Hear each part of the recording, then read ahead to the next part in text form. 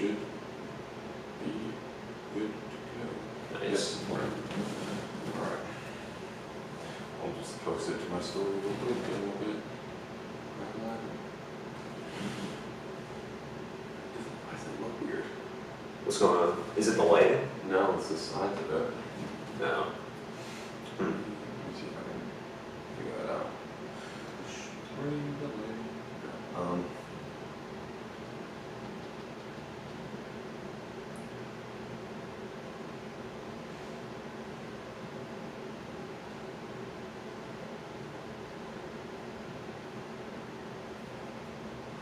Okay, it looks fine on phone. Nice. Okay, that should be fine. Yeah, alright.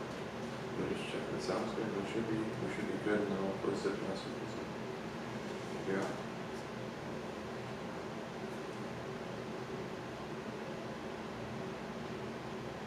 Alright, you said something real quick? Are we good? Yeah, we're good. Okay, nice. We should be good to go. Well, We're here. Me and Joan are back again. September has arrived. Yes, NFL season is just on the up and comings. 3 more days. Yes, so, you know, Commanders, of course, going on.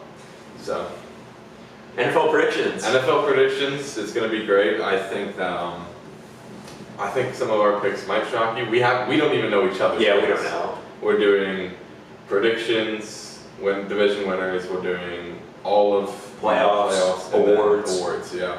So it should be good. You want me to break it down how we're going to do this? Yeah. All right, so what we're going to do, we're obviously going to go through each of the divisions. What we'll talk about, we'll go in order. So we'll start with the AFC North, then we'll go AFC South, AFC East, West, in that order, and then we'll do the same with the NFC. What we're going to do, we're going to briefly talk about each team in the division. So what we like, what we don't like about the team, whether we think they're a contender or not for the Super Bowl, what have you. And then at the end, we'll say who we have winning the division. We're not going to say the full standings until later on because we want to save that for our wild card. And we're also not going to say our records right away because we want to also save that for the wild card. And how we're going to talk about the teams in order, we're actually going to go off of, I'm going to go off of FanDuel, speak to him about who's in order. So like, for example, with the AFC North, Baltimore is the favorite. We'll talk about them first. Then in Cincinnati second, Pittsburgh third, Cleveland fourth. We're going to go in that order. I'll tell him about that. I told you about that yesterday as well. You were surprised by a few of the odds for these teams. Yeah.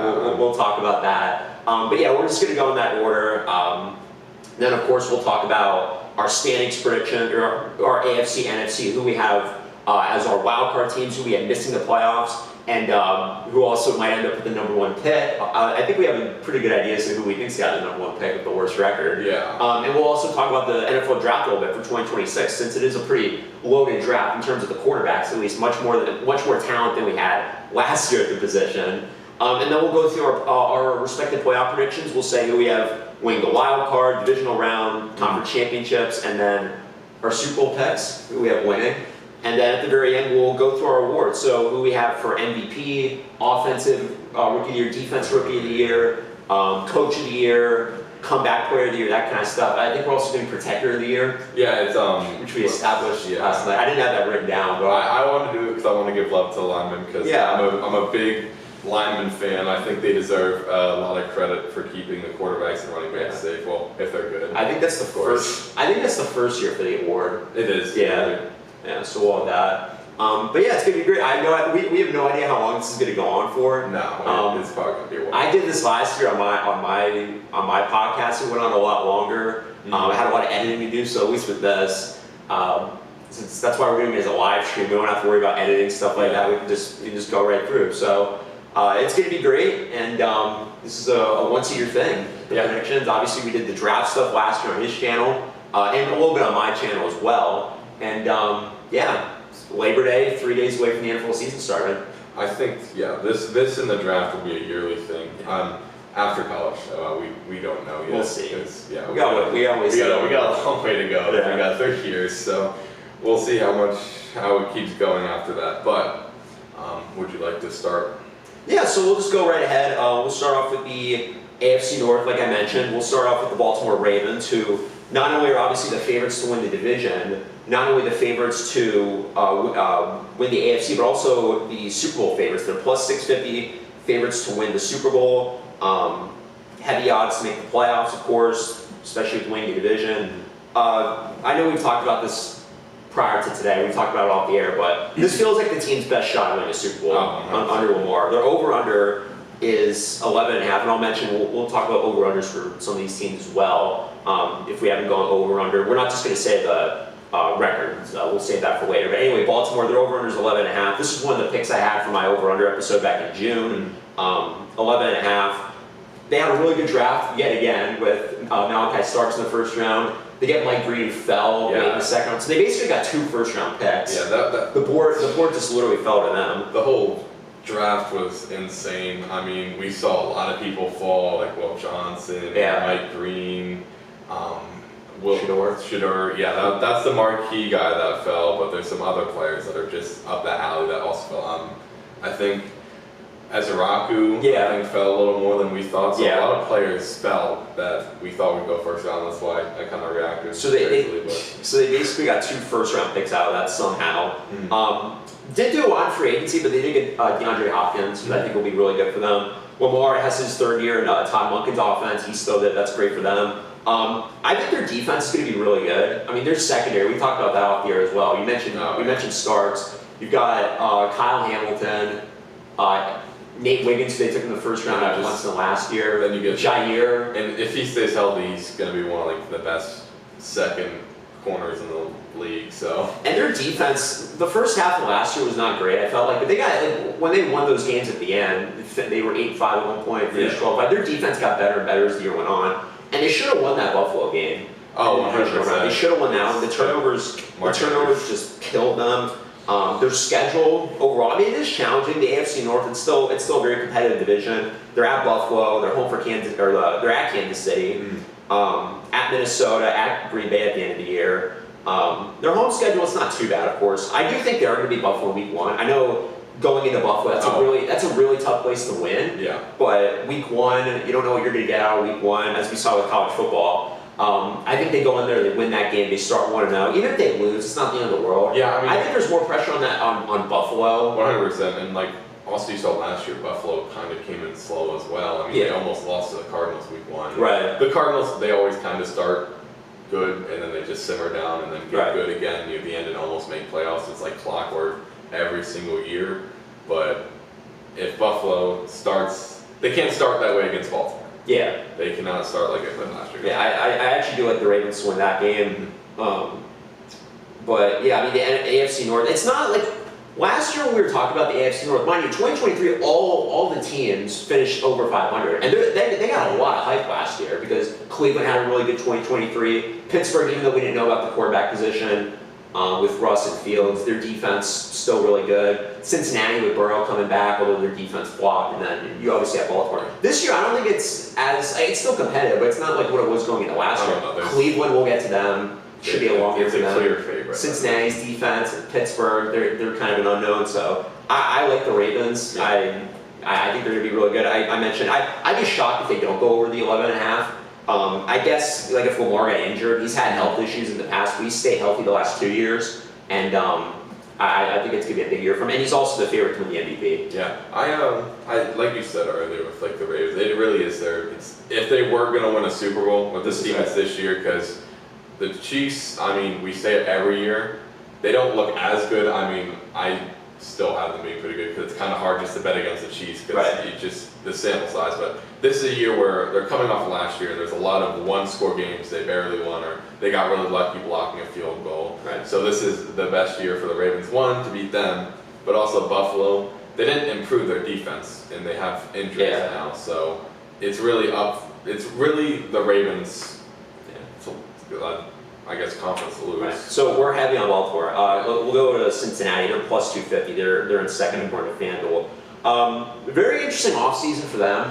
They were able to keep Jamar Chase, T. Higgins. Finally, we were able to get Trey Hendrickson back. That was big for them. Although he's going to be a free agent next year. I was going to say, they just gave him like, what was it, $14 million? Yeah, something like that. Yeah, they didn't even sign really a long-term extension or anything like that. I think their offense is going to be lethal again. I don't think that's a secret. Burrow, Chase, Yossi Bosch. They also brought back Mike Gesicki. It'd be really good for them. They have a lot of weapons. And their running back, I mean, Chase Brown, he's not like the best, but he's a really solid running back. You saw what he could do last year and the touches he got when, I think it was like maybe game 6 when he like really started playing. So he did pretty good for himself. I mean, it's kind of hard also to be really good again behind that offensive line. Because their offensive line is just... The big problem with them is their defense. Even with Hendrickson last year, who I believe led the league in sacks, they still went 9-8, and they were 4-8 at one point. They had a 5-game winning streak, and they had a last place schedule. Now this year, their schedule, especially towards the end of the year, it's not too bad. Even at the start of the year, it can go either way. They're at Cleveland week 1, which I think a lot of people are penciling them in with a win. Although I'm not so sure about that. Yes, they're 5.5-point road favorites, but Cleveland on the road. I mean, Flacco's going to be the starter. I don't know, and then you can't trust them in September. That's the other problem with them. Yeah, and the thing is with for some reason the Browns, they just have a knack for making division games close even when they suck. Yeah, they want to. But that's just the art of a division game. They're always going to be close. And it's week 1. It's week 1. That's the other thing. They're home for Jacksonville. Then they're at Minnesota. Yeah. They're at Denver for a Monday night game. Home Detroit, and then they're at Green Bay. So their schedule to start the year, it could really go either way. Like I could see 2-4 coming out of that. Yeah. Your schedule toward going forward. I mean, it's like towards the end. Their last 2 games are at Miami, home Arizona, home Cleveland. So if they make the playoffs, it's probably going to be because they won those last 3 games. But I don't know about them. Their over/under's 9.5. I think they're like a 9 or 10 win team. It's right around that range. But their defense, their defense is just ugly. It's tough to bet against Burrow, but it's really easy to bet against their defense. Oh, 100%. There's a clip last year of where I think they tipped it up, and there's literally 5 of them that had their hands on the ball, or 2 years ago, whatever it is, and they all dropped. It's like, I don't trust the defense at all. And you saw like their defense against the Commanders. I mean, we have a really good offense, but like you're not going to really fully tackle in preseason, but Jordan Battle, like he barely tried to tackle Jaden Daniels, and I'm happy about that. I want my quarterback to be healthy, but if that's the effort they're going to be giving, their defense is going to get crushed. The Bengals are going to have to score a lot, to be winners this year. They even did that. They did that last year, and it still wasn't enough. So they're a big unknown. Let's go over to Pittsburgh now. They're according to FanDuel 3rd for the odds. They're plus 550 for the division. They finally were able to get Aaron Rodgers after that weird situation happened. Yeah. They were able to get DK Metcalf. It was an interesting draft. A lot of people thought they were going to do a quarterback, maybe Shador. They didn't. They took Derek Carman in the 1st round, who he just got hurt. Yeah, he got hurt. Luckily, it wasn't a torn ACL, which is big for them. They didn't have their 2nd round pick. They also traded for Jalen Ramsey. They did the Minka Fitzpatrick swap. We'll see how that goes. They were able to sign TJ Watt long term, so they have him back. Yeah. They're an interesting team. Their over/under's 8.5, which you feel like is an over because they're always like a 9-8, 10-7 team. Yeah. They went 10-7 last year, but the way they finished the year was tough. They had a pretty tough schedule. They had at Philadelphia, they had at Baltimore, home KC, and then home Cincinnati. They lost all those games, and they lost the wild card game to Baltimore. But they're an interesting team because of the potential locker room. I don't want to say turmoil, but things get interesting because DK, he's not a diva, but if he doesn't get the ball, things can get interesting there. I don't think he'll be too mad because the only person who's really going to get the ball in the wide receiver is him. He got no one else really. Jalen Ramsey, we'll see how that all plays out. They have a really good CB room if everyone stays healthy. Yeah. I don't think Jalen Ramsey should be the number 1 like he's been saying on all the Steelers podcasts and stuff. I think you should be 2 and Joey Porter should be 1. Yeah. But if that's really how they want to go with it, they can. But I don't think he should be. Yeah, they're an interesting team. And then Rodgers, of course, he's the big wild card. Of course, last year, I think it was like 28 touchdowns, 11 interceptions. His stats weren't. It wasn't bad, and he had a decent finish to the year. Of course, the Buffalo game was bad in Orchard Park. But overall, though, Buffalo's on fire though. Then, even their defense was playing well. That's kind of. He's a big unknown with Rodgers. We'll see how that all plays out. It's really the interception. I think he'll be good. He's not going to be the Rodgers we've seen for most of his career. 100% no. He'll be a little better than what Russell Wilson was last year. Russell Wilson honestly wasn't that bad for them. It was the end of the year that was the problem for Pittsburgh. So I think Aaron Rodgers went to the Steelers just so he can have an okay season to end it off. Because if you left off last year with the Jets, that's a terrible way to finish your career. Yeah. So that's why I think he went there just so he can just have an okay last year. Because I told you before, like a year like 9-8 for him, that's a serviceable last year. Yeah, that's fine. So like it works for him. Tomlin and Rodgers seem to have a fine relationship. Yeah. I'm not worried about that. I think their personality is kind of match. Yeah, the locker room though, it's he couldn't. Tomlin of all people couldn't handle George Pickens in that locker room. Yeah. We'll see how it is. We'll see how it's gonna be with these other guys. That's my big concern. I feel like Aaron Rodgers, now that he's married, he shouldn't be too much for this year. He's calmed down a little bit. The last team, Cleveland Browns, they had the lowest over/under at 4.5. The draft, they were the big story. Of course, they had the second pick. They go down from 2 to 5. So Jacksonville, we'll talk about them very shortly. So they go up, get Travis Hunter. Mm-hmm. Cleveland moves down to 5. They get Mason Graham, the defensive tackle out of Michigan. The quarterback situation is pretty interesting. Yeah. All those quarterbacks they took. Dylan Gabriel in the 3rd round, Yeah. and then Shador they end up with in the 5th round. Shador's QB3. Gabriel's QB2. They also had Kenny Pickett at one point.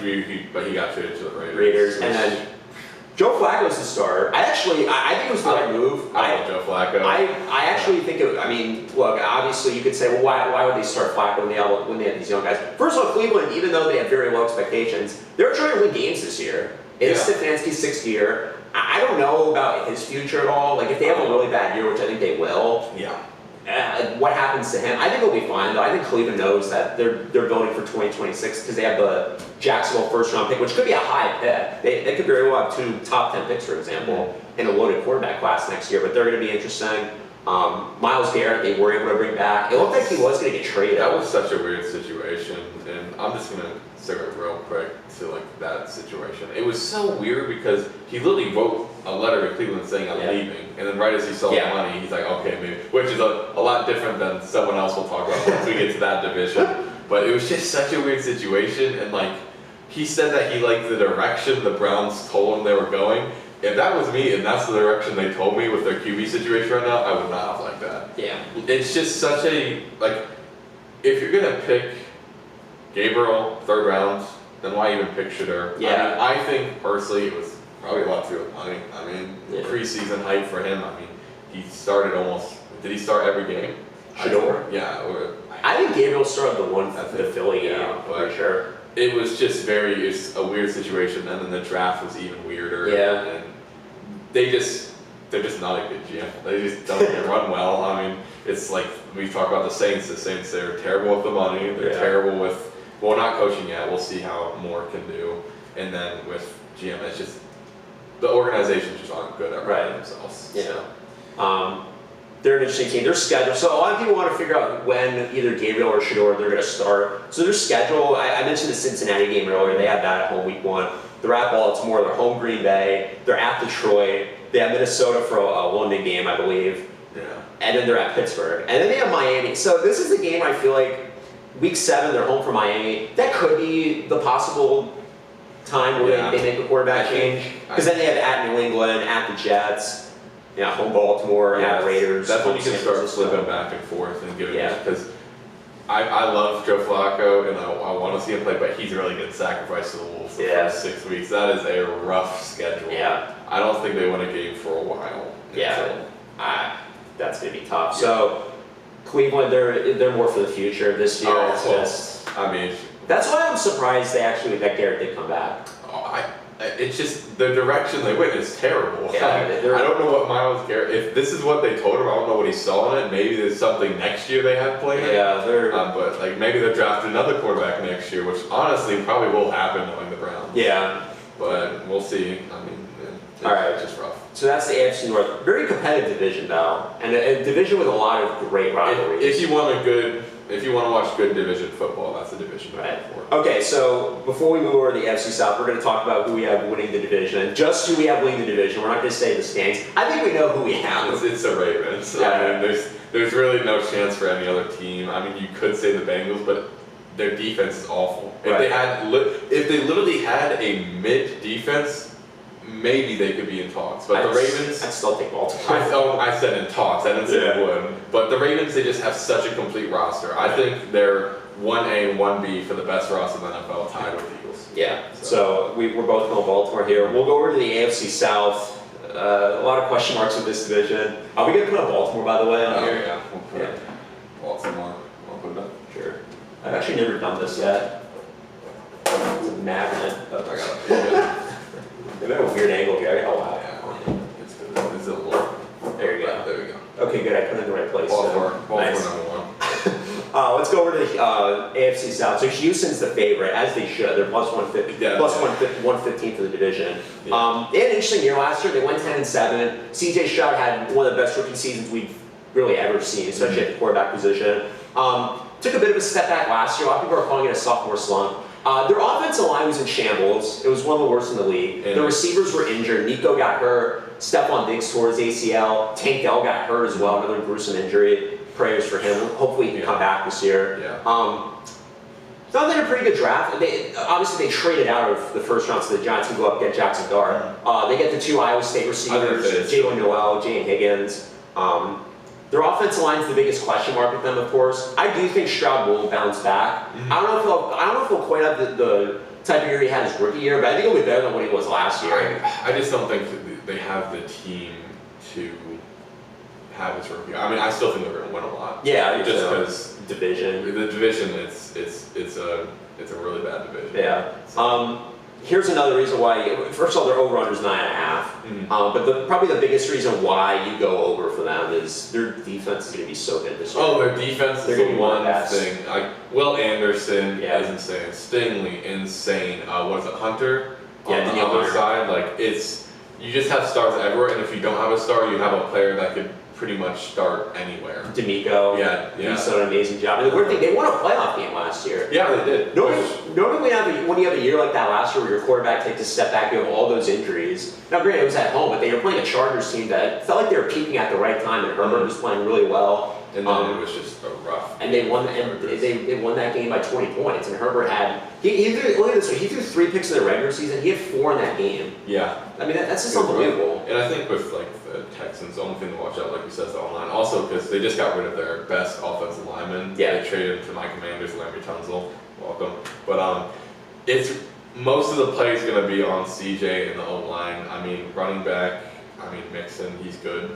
I mean, you can't really say he's not. I think he might be injured or something like that. I don't fully remember. I do think they could get off to a slow start, though. Oh, 100%. Here's their schedule. They're at Rams, home for Tampa on a Monday night, at Jacksonville, home Tennessee, at Baltimore, and at Seattle from Monday night. So they got some games interesting. they can definitely win, and then some where it's like you're probably thinking it's a loss, especially a hard 2 first games. Yeah. So, and it's just their defense is what's going to win them games most of the time because Anderson is just insane. Yeah.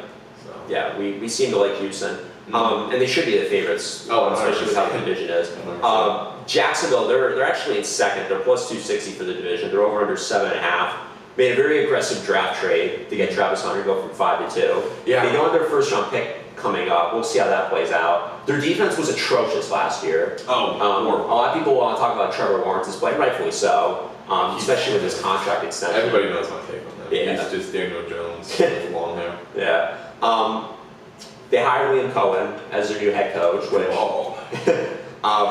it seems like it's fair because I feel like they're the classic we're 1 year away team, but at the same time they traded their first round pick, so there is pressure for them to win this year. Their defense should be a little bit better, which the bar is set pretty low for them. I just don't really see how much better they got in the offseason. Yeah, I don't either. They brought some people in, but like Travis Hunter, I think he'll be good, but he's not a piece that's going to make you a playoff team by himself. And we'll see, is he offense or defense? Because he wants to play both positions. I know right now, last time I saw he's wide receiver 2, of course, because BTJ, he's a beast. He's going to have a great year. They have Brian Thomas still. And then on the depth chart for corner, he's 4. So they're running back by committee. Yeah. Seems like with ETN, Bigsby. Yeah, they're an interesting team. They feel like the classic because they have. I've seen some people have a win the division, which I can understand just because the AFC South there's a lot of question marks, and Houston they have some stuff to prove as well. I think they can win Yeah. That's my take on it. I think it's going to be. I think most teams in this division are going to be really bad. Yeah, I do too. This is the strong candidate for the worst division. Oh. I know we haven't gotten to the other teams yet, but Yeah, struggling for one of the worst divisions in football right now. seems like I didn't have Jacksonville under for one of my picks in my over/under episode I did, but there's 7.5. It seems like we're both going under. Oh. I'd be surprised. It's going to be people might be shocked by my prediction for them. I'll be honest. That could go well for Cleveland. Since they have that pick. 100%. Oh, it will. Cleveland, they're probably going to mess the pick up because that's just what Cleveland does, but at least they have a chance. It gives them a little hope. Maybe add another patch to that jersey for that one quarterback jersey. But Colts are next. They're third. They're over under 7.5. This is a weird team. They have a weird offseason. They have talent, but the quarterback position's been the problem for them over the years. It's going on again. It was a quarterback battle between Daniel Jones and Anthony Richardson. Yeah. Richardson got hurt, unfortunately, again. yeah, Not only he took that blindside hit against the Ravens. Not only did he get hurt in the preseason, he also got hurt training camp. Mm-hmm. That's what. This is one of the teams I had under. They're over under 7.5. I picked this back in June. I thought Jones was going to be the starter, even though. I think we felt like it should have been Richardson, just because you spent a top 5 pick on him. Well, yeah. And he's a project guy, and the Colts don't really have much to lose this year. It seemed like. To be fair, this guy probably shouldn't have been starting until this year. I really do think he's one of those players that you took him with a high pick, but you should have had someone else there. Yeah, they Gardner Minshew. Yeah, Gardner it's just he gets he got hurt in the 5th. What game in his rookie year? The Tennessee game. Well, he got hurt twice. Yeah, he got hurt. It was his shoulder, right? He got hurt 3 times. He got hurt in the Jacksonville game week 1. He should have been the starter to start off that year. Yeah. He should have started the second half. This should have been the year where you're finally all right, Anthony Richardson is finally getting his start, and it's not. And he's gotten hurt both years. Last year he had a lot of stuff going on. One game he wanted to go out because he was tired. Yeah. His head was not in it this year. And if he doesn't play well this year, it's gonna be rough. I don't think they'll give up on him, but they definitely won't have any fair feelings about him. Yeah, he's got a very interesting future. But Jones, we'll see about him. He's another one who's got a lot to prove himself. I think he's a system quarterback, but not in a good system. So I don't think he's going to be too much better than he is on the Giants. Well, the weird thing about the Colts, they do have talent. With their offense and with their skill positions. They have Jonathan Taylor. They drafted Tyler Warren with Tyler Warren's going to be great. I think he's going to be great. Michael Pittman, Alec Pierce, A.D. Mitchell. They do have skill. They do have talent. But it's the quarterback position that's the problem. Yeah, and their defense isn't too bad either. They signed Ward. They brought in Ward. They brought in Bynum from Minnesota. They have really good stars. The cast around them is just a lot of question marks, and I don't see their quarterback play getting them anywhere. You're going to probably see Riley Leonard start near the end of the season. Yeah, there could be injuries. Anthony Richardson, I really don't hope he gets injured, but he's been injury prone. And if Daniel Jones is playing like how we think, Riley Leonard's going to have a chance to start, and he's not going to have expectations, so he's just going to go out there and play. Right. So you're going to see him in there eventually. So we're both in agreement on Jacksonville and Indianapolis. Mm-hmm. The next team, or the final team in this division, AFC South, Tennessee Titans. They're over under 5.5. We love Cam Ward. We talked about him during our draft content back in April. They're another one. They feel like they're a year away, and maybe even more than that. Callahan, his second year, we'll see what happens with him. They also lost some talent. And they didn't even have much talent to begin with. But they have Calvin Ridley. Calvin Ridley, Snead. Tajay Spears got hurt. Pollard's he's alright. Yeah. They just have a good. It's a here and there type team. They have some players here. They have some players there. It's a lot like the Colts, and then just the surrounding cast is pretty bad.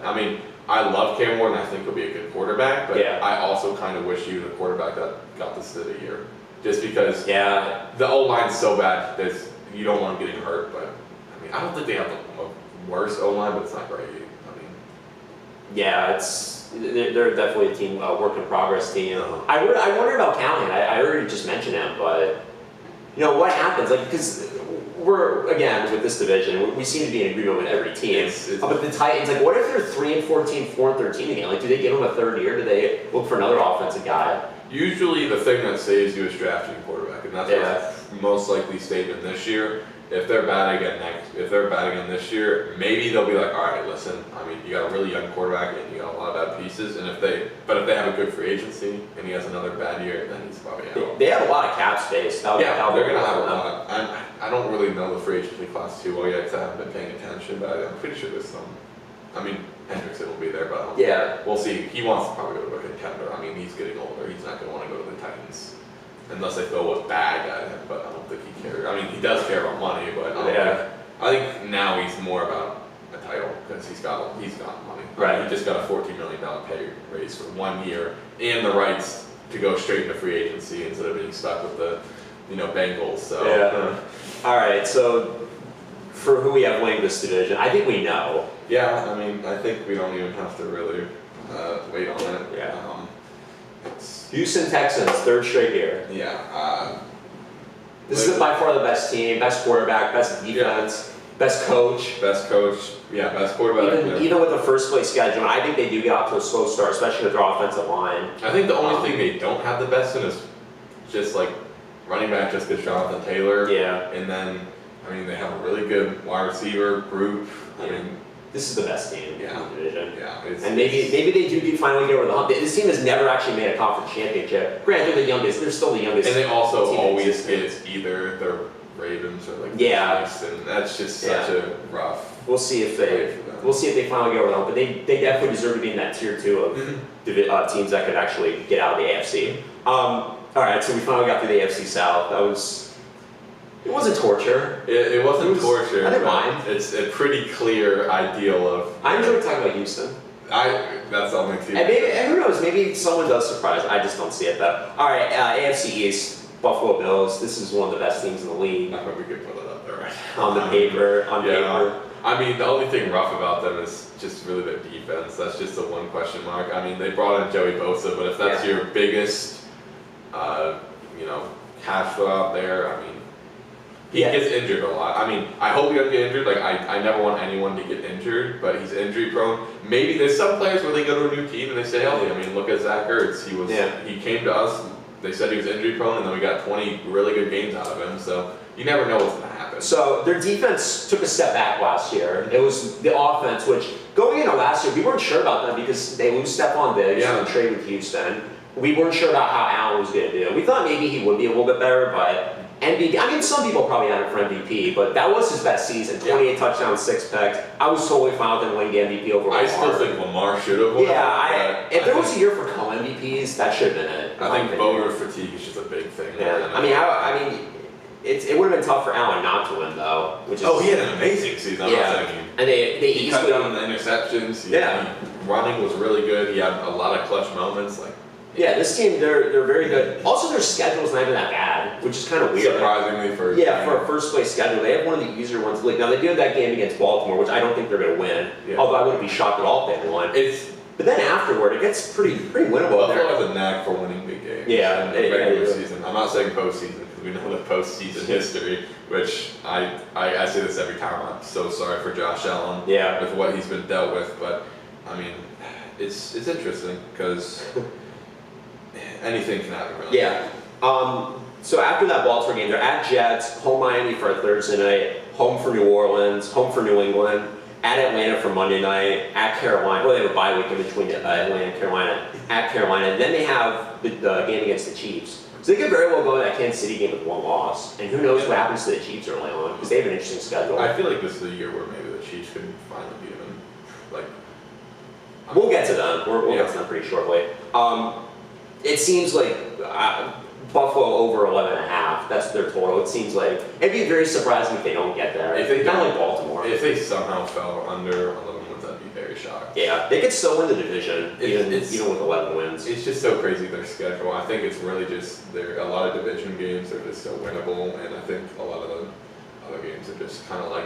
Really think the Bills are going to lose because Josh Allen was just that good. They've never been a number 1 seed before. This feels like the perfect year to do it because they have Baltimore and they have all their tough teams at home, which is kind of unbelievable.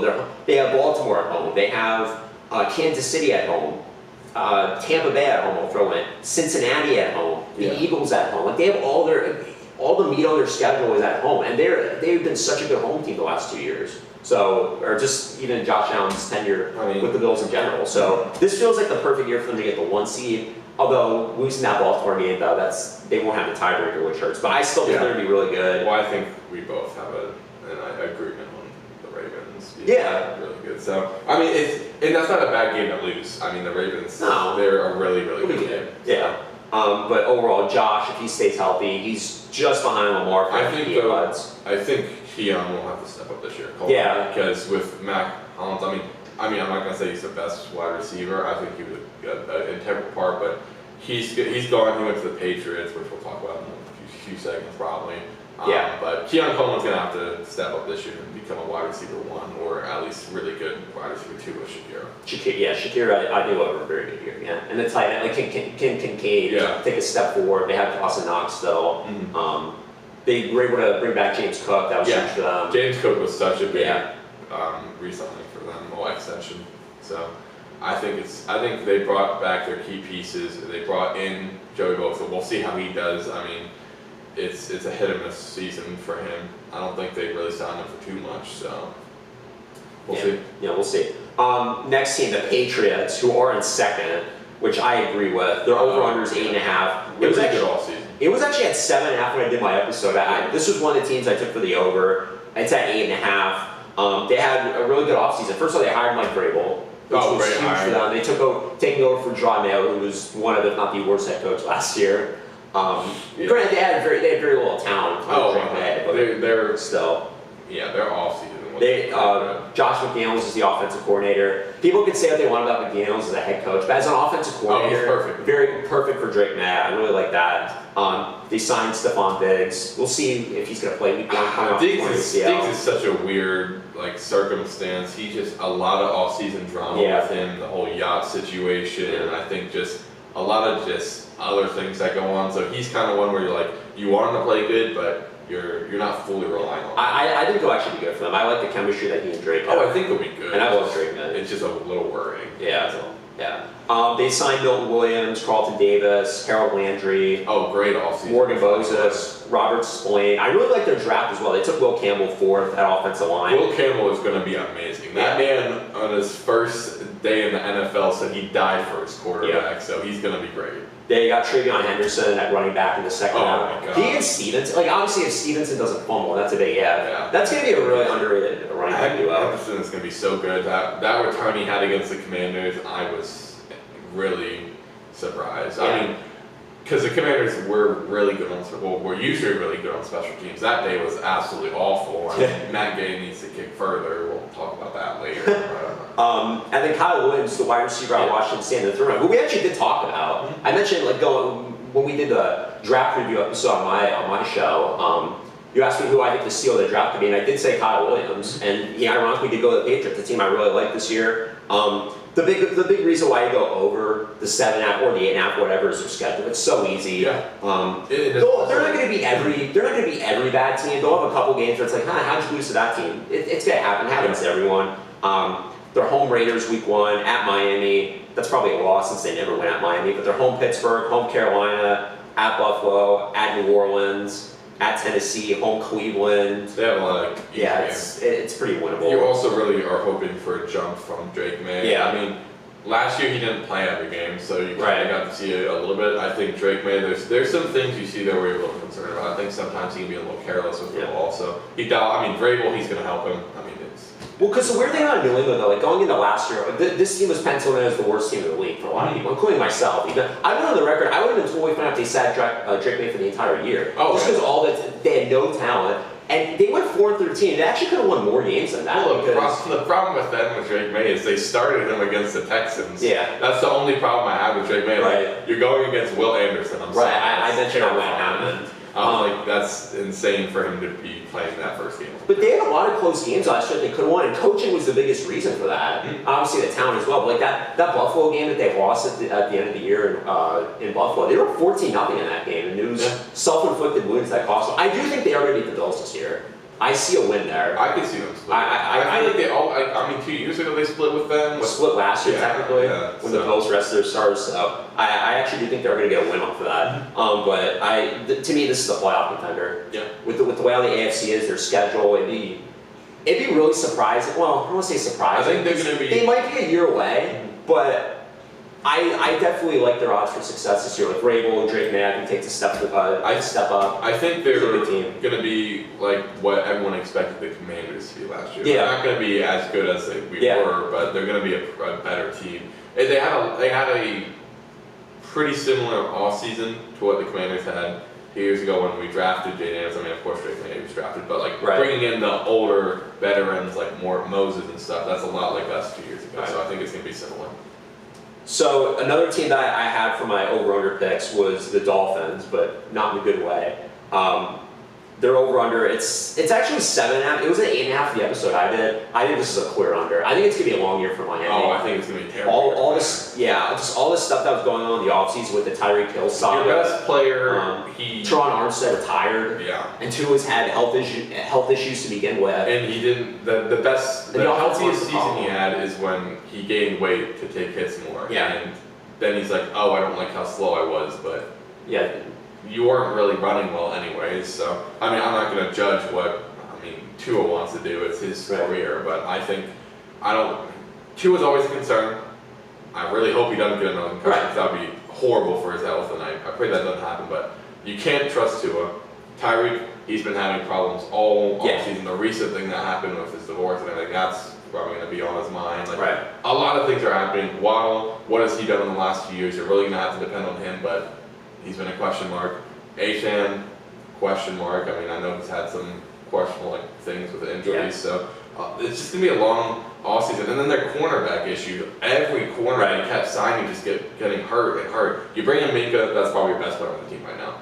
Because Tyreek is just more of a question mark. And they lost Javon Holland too. Javon Holland's gone. They cut, they traded Ramsey, they cut Fuller, so they really just... Yeah, they didn't have a chance to do much in the offseason with their cap limitations. And then everyone just kept getting hurt and hurt, so it's just not going to be a good year for them. And they were facing offensive line issues to begin with, and it's going to be a problem this year. And having a bad offensive line and having Tua is just not a good situation. They've struggled to win the big games, especially they're brutal. Their record is brutal in cold weather. Oh, that game against the Chiefs, that was awful. Yeah. That was one of the worst playoff games I've ever watched in my life. Yeah. And they have some tough cold weather games down there. They're at the Jets. They're at Pittsburgh from Monday night game, and they're at New England.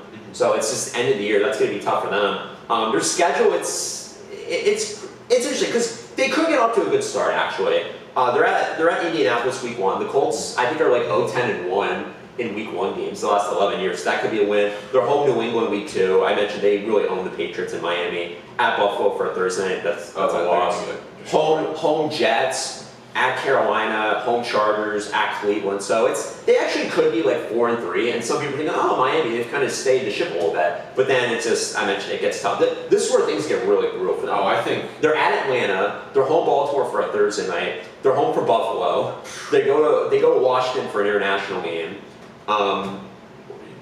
And then they have home New Orleans, at Jets, and then at Pittsburgh for Monday. It gets pretty tough. That middle portion of the season. If they're going to do anything this year, it feels like they need to go like 5-2. I think it's going to be a long year, and I think McDaniel, he's going to get fired. I think Chris Greer, the GM. I think we talked about it yesterday. I think he's going to be the offensive coordinator for the Commanders this year. Because Cliff, if he has another good season, he's probably going to get another head coach. Yeah. You could see him maybe going to Miami. I don't think it'll happen, but there's something there maybe. Yeah. But yeah, your head coach is going to get fired because you went to the playoffs. Last year you missed it, and this year you're going to be even worse. And who knows about Tua? I mean, I hate to say it, this could very well be different. Like if he has another injury, he should be done. Yeah. At that point, if you're the team, you got to be kind of like the Commanders when Alex Smith got hurt. You don't play him. Right. It's just you care more about his health than your record at that point. Yeah. So Miami, we're in agreement on this. This is an under. Yeah. The Jets, their over/under is 5.5. They're plus 1,600 to win the division. Honestly, I think the Jets will be better than Miami. They're an interesting team. Justin Fields is the quarterback. Justin Fields. He did get hurt already. He had an up and down preseason, I thought. Mm-hmm. They're another one I feel like they're a year away. They hired Aaron Glenn as their head coach. They have a new GM. I really like the culture they're establishing. Oh yeah, Glenn's. I like their draft. Yeah. With Membu, that was a great pick, especially for Fields, because when Fields, you saw his best year last year with the Steelers, but he was. I say this a lot. He was playing statistically better than Patrick Mahomes. Yeah, he was. He had a good offensive line in the Steelers. So if they can improve their offensive line, he's going to be assistant quarterback that can be good. That's a lot. That's not a bad thing. They took Mason Taylor, the tight end, out of LSU in the second round. They locked up Garrett Wilson and Sauce Gardner. That was big for them. Two really big signings. Yeah. Jermaine Johnson coming back from injury. My one issue for them, though, is their schedule. It's pretty tough. They're home Pittsburgh week 1, then they're home Buffalo, at Tampa, at Miami, home Dallas, and then Denver they have for international game. That's a tough start to their year. Oh, that's a really tough start. Overall, I don't love the schedule for this team. I mentioned they are a year away. I think they have a good future, but I'm rooting for Fields. I'm a really big Fields fan because my mom's a Bears fan, and he also has like epilepsy, so I can connect them that way. But I've always been a big fan of Fields, and I hope he plays well. But it's the offensive line that kind of scares me a little bit, and then also their defense. I mean, they have Sauce, but they did lose their second best, or you could argue tied with Sauce and Reed. Mostly retired. Yeah. They're an interesting team. Could they be like a 8 or 9? Could they be like a surprise 8 or 9 win team? Possibly, but it all comes down to Fields. I mean, I think their defense will be better just because Glenn is a really mastermind when it comes to defense. So I think he can get the younger players that should be good, that have a rough last few years. They should be better. So I think they won't be the worst team in the division, but I don't think they're going to be great. Yeah, they're an interesting team. If they can unlock Fields and finally get that up, and you can see maybe an 8 or 9 win, but I don't think it's gonna happen. I don't think it'll happen either. All right, our division winner. I think we know this one too. Yeah, that's pretty easy. Now, the first 3 were pretty. We have obviously Buffalo Bills, in case you can't see that. Although this one is going to be. So the first 3 seemed like pretty easy picks. Then it gets pretty interesting the rest of the way, because all of these, the final 5 divisions that we have, once we get to the NFC shortly, that's where it gets interesting. And this is where we could have some disagreements, but we're in agreement, it feels like, with all these teams. Yeah. Let's go over to the AFC West, very fun division. Kansas City Chiefs are the favorites. I feel like this is going to be, I won't say record-wise, but like this is going to be the most competitive division in the NFL this year. So Kansas City, they went 15-2 last year, had a bunch of breaks go their way. They're not going to go 15-2 again, although they are the favorites, and I still agree with that, even though the division's pretty loaded. Their defense was very good last year. Their defense is going to be saving us. It's a lot like the Texans, where their defense is going to be the one that picks them up, because their offense is looking really rough. Patrick Mahomes, I mean, he's always going to be Patrick Mahomes. Right. I'm not going to glaze, but he's good. Travis Kelce. Rough years going. He just keeps getting worse. Their wide receiver room right now is Xavier Worthy, and I think Rashee Rice, he's suspended. First 6 games, so that's going to be rough. Running back, Isaiah Pacheco, I mean, he looked good coming back, but you still need to figure out what he can do. They lost some offensive linemen, so it's just it's a big question mark, because what weapons do they really have? I mean, Kelce is always going to get you yards, but his touchdowns were terrible last year, at least in regular season. And Worthy, he's just, I mean, he's not that guy that's going to have the ultimate route tree for you. He's a speedster. And did they still have Hollywood Brown, or did he go? He's still there. Okay, he might be good, but he's a lot like Worthy though. Right. I mean, their offensive line, they traded Joe Tooney to the Bears. They drafted Josh Simmons to tackle out of Ohio State in the first round. He'll be good. He'll be good. He needs to keep the emotion to check though. Yeah. He fought with his teammate once, gave him a right hook, but he should be fine. Yeah. If he wasn't hurt, he'd be a higher pick though. So their over-under's 11.5, which I think is a very fair number for them. I do think they start 0-2 though. I think they have at Chargers. Well, it's not at Chargers, but it's a game in Brazil. I agree. They're playing 2 really good defenses to start off, and I've said this on numerous occasions, but new offensive lines take time to develop. And for the Chiefs, they face 2 really good defenses right off the bat, like the Chargers D line, and then Philadelphia in week 2. We saw what I know. We'll get to Philadelphia later on, but we know their D line. They lost some key guys, but they're still going to be really good. And I think that's going to be a tough challenge for them, especially with how the Super Bowl went last year. Of course, that is a home game. I do think they start 0-2. That Super Bowl game is going to be on all their heads like a dark cloud on a really dark day. It's not going to go well for them. I think the Eagles are going to be really good this year. We'll get into them more. I don't want to go straight in them because that's a whole different division. Yeah, but it's going to be. I agree with 0-2 start. They do have a pretty winnable second half of the year. So they have, it's interesting, they have at Buffalo, then a bye week, and then they're at Denver middle of the year. But then it gets pretty easy after that. They're, well, not easy, but I think a little more winnable. So they have home Colts, at Dallas for Thanksgiving, home Houston, home Chargers, at Tennessee, home Denver, and at the Raiders. So they'll have their tough games like at home, which I think bodes well for them. But I think that's why they have really good home field advantage. Yeah. You just know the energy there is really good, and I mean, they got a superstar there every time they switch. Yeah, so I think they're going to be fine. They're just not going to be a 15-win team.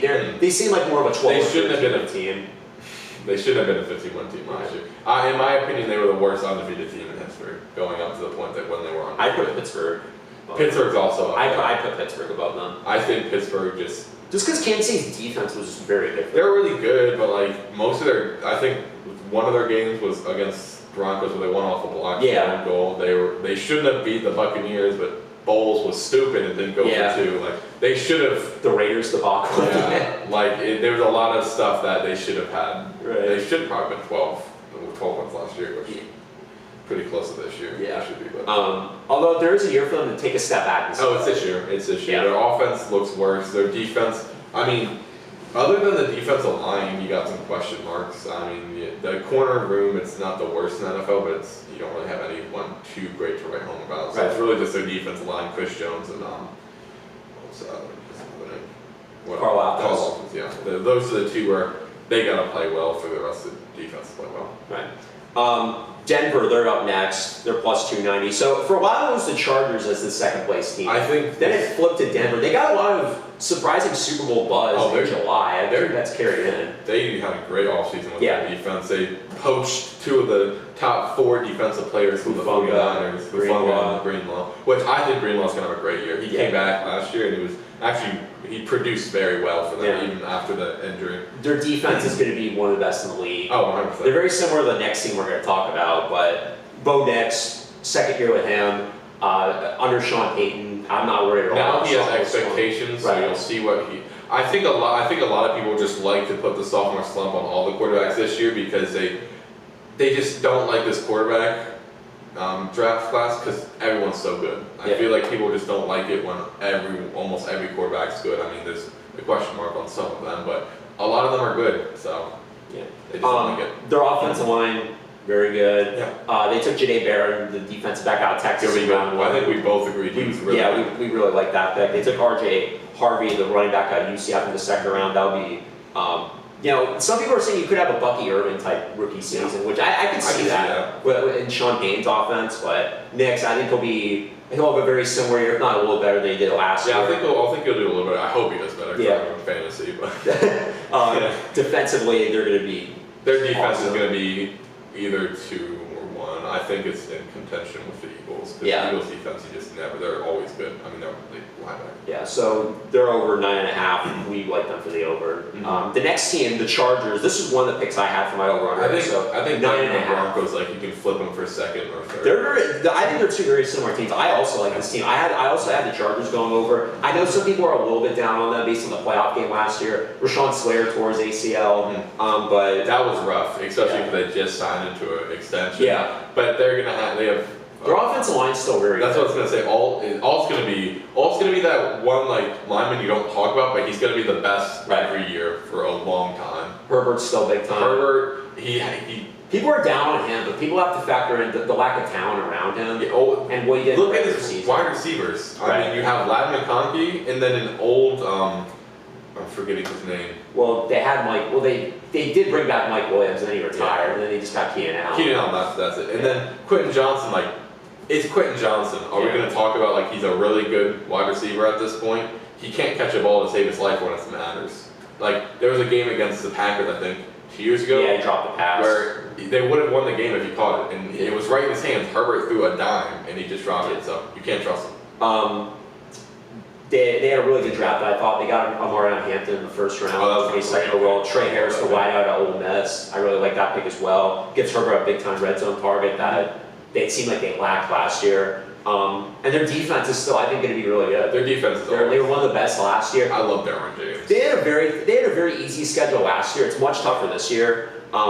Especially their schedule to end the year. Now, to start the year, it's interesting because they have that game against Brazil, or they have that game in Brazil, in Brazil against the Chiefs. I think they win that one. I agree. They're at the Raiders for Monday Night Football. That would be interesting. They're home Denver, at the Giants. They have home Commanders. The end of the year schedule though, it's pretty tough. They have home Philly for Monday night, at Kansas City, at Dallas, home Houston, and then at Denver.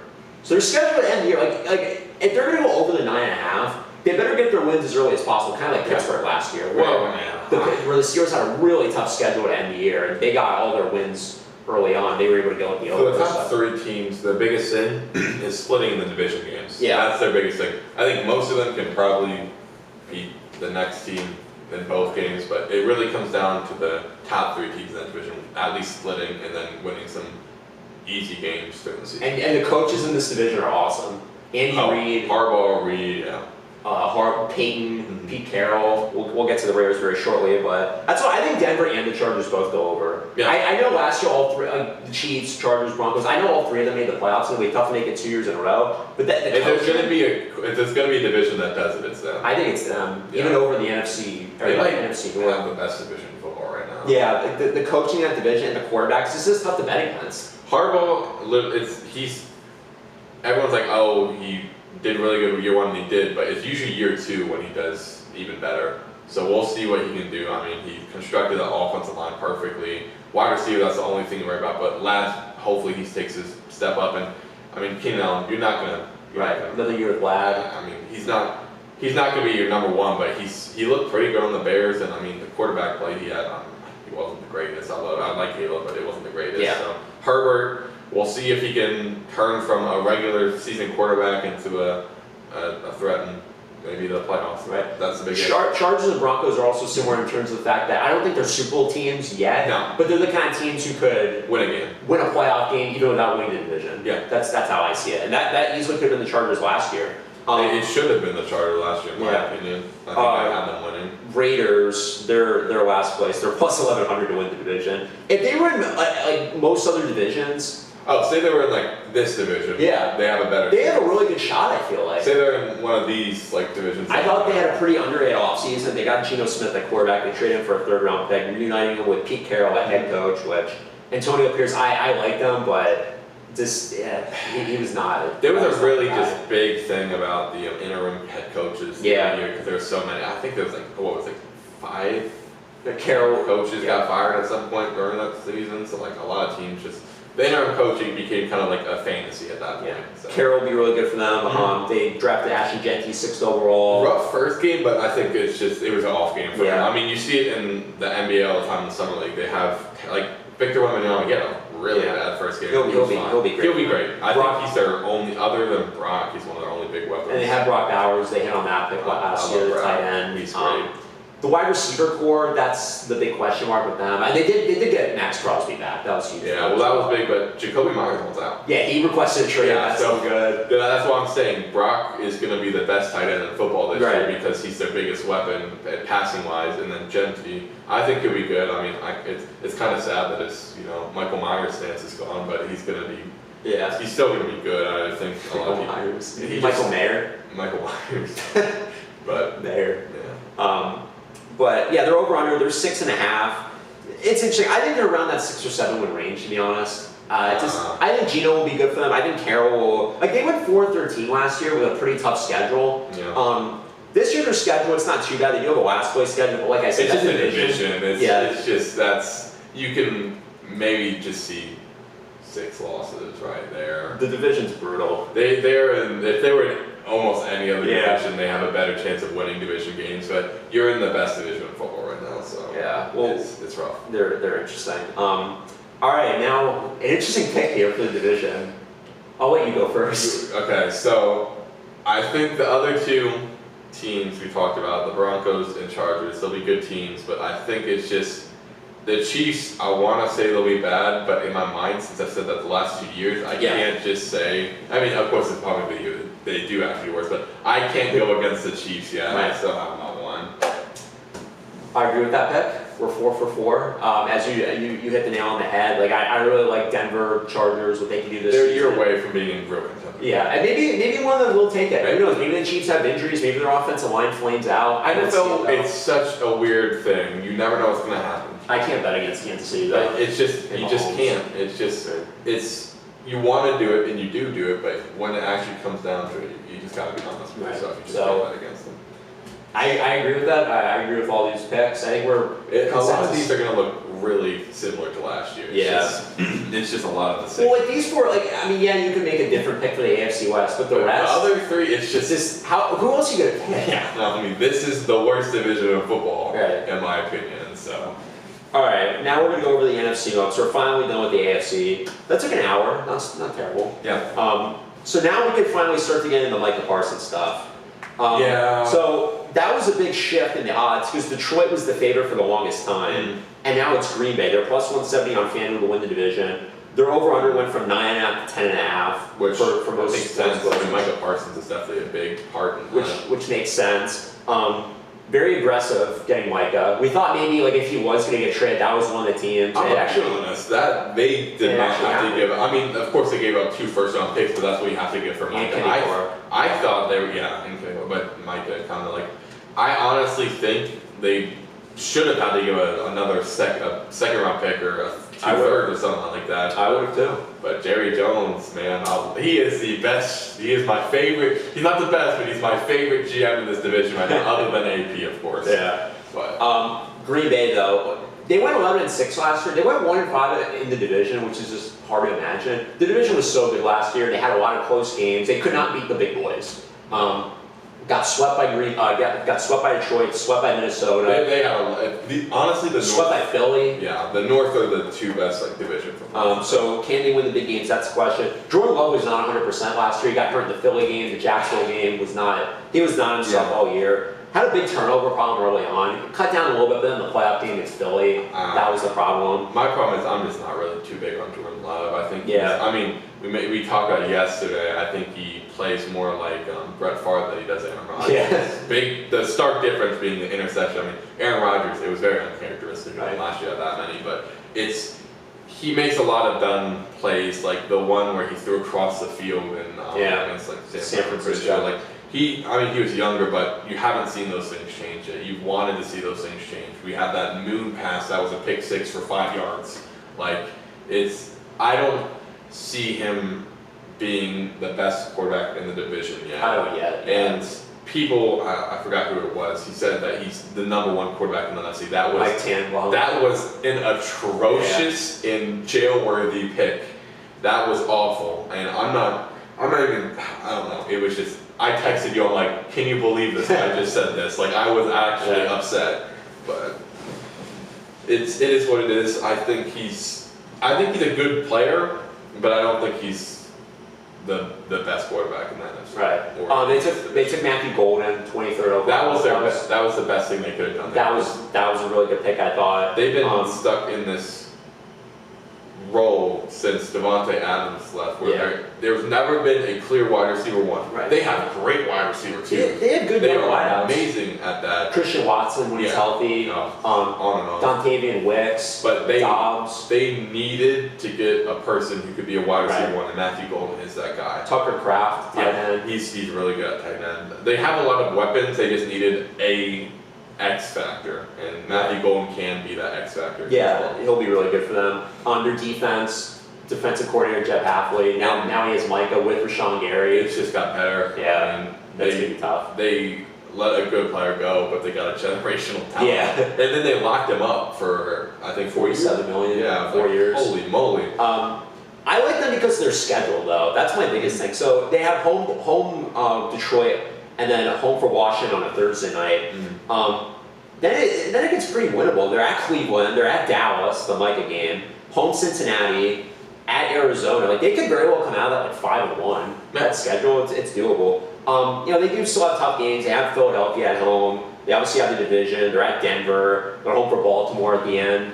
But they went 11-6 last year. They feel like they're going to be in that range again. It'd be shocking if they lose fewer than 11 games with a schedule. Like they have a third place schedule. Yeah. Some of these other teams that we're going to get to, they have much tougher schedules. I feel like, and with the Micah trade, definitely it opens the door even more for some real possibilities. So, yeah, Jordan Love's a big question mark in terms of is he a franchise quarterback that can take you to the promised land? We're going to find out a lot about that this year. This is a playoff team. Yeah. I'd be shocked if they don't make it, even if they're just a wild card. And the weird thing is Jordan Love, I mean, other than the Eagles game, he played pretty good in playoffs. I mean, he had the stark mistake against the 49ers, of course, right. He played pretty good. I mean, hate to bring it up, but against your Cowboys, yeah. he played rather well. So, it's just...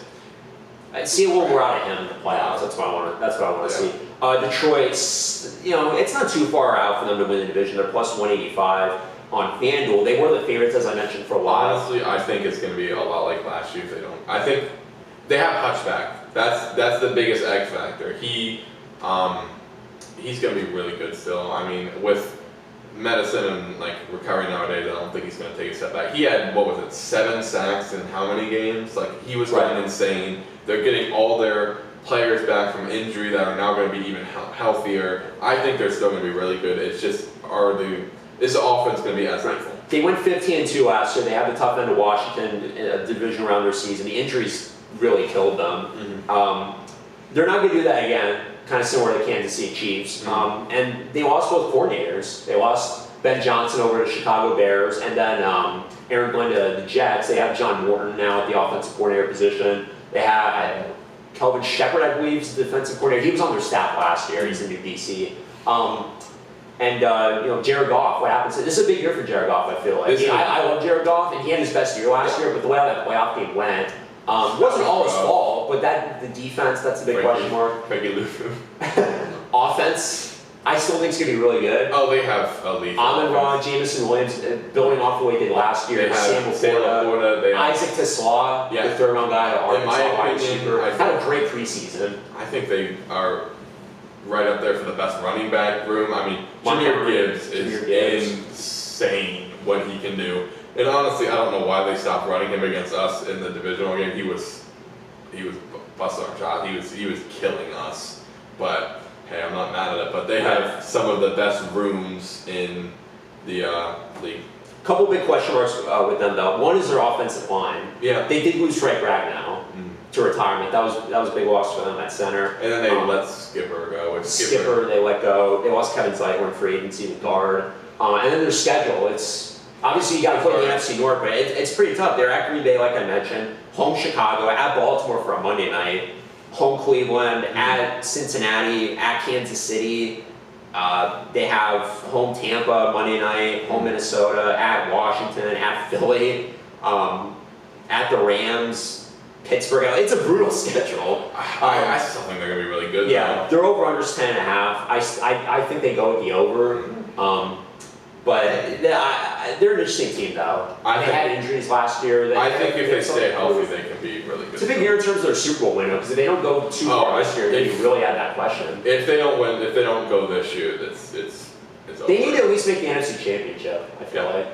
Which they definitely could, but that division, there's some question marks for them. I still really like them, though. I picked them to win the Super Bowl last year. The coordinators are my big thing. We saw it happen a couple years ago when the Eagles lost Steichen and Gannon, and it was a shaky 2023 for them. We'll see if that happens again with them. Yeah, I mean, Ben Johnson, I think the biggest, we'll get into him because he's still in the division, but we'll see how their offense can do. I think their offense was really heavy on trick plays. We'll see what they can do with a more structured offense. I think they can potentially be even better with a more structured offense because Johnson, it was fun to watch and it was really prolific, but there were some points where it was kind of it really hurt them in the game against us because they were trying to do that trick play with J-Mo. He threw a pick.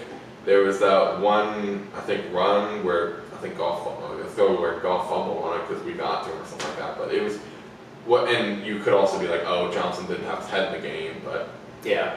I think they'll still be good. Maybe they were thinking about head coaching opportunities. Yeah. I don't know. It's something I thought about a while. Maybe that just gets in their head a little bit because they're doing those interviews at the time. Oh, I definitely do think it. I think the Commanders got the best situation possible. Both coordinators were doing head coaching jobs. Right. There were some injuries, and I'm not going to say that we still didn't have a chance to win even if they were healthy, because we were literally perfect that game. Like, it could not have gone any better except that one Marcus Mariota thing. I understood what they were trying to do, but I think it was B-Rod. He freaking ran up too fast and clogged it up. But I think the Commanders did get the best situation possible with all the head coaching interviews and stuff. So. Minnesota, they're up next. Their over-under is 8.5, which I'm pretty surprised by. I don't know how that's not like a 9.5 total. I get it because J.J. McCarthy, we haven't seen it. I think it'll be... I'm interested to see how that all plays out. Jordan Addison's going to miss the first 3 games, but their offense is still loaded. They have him, Jefferson,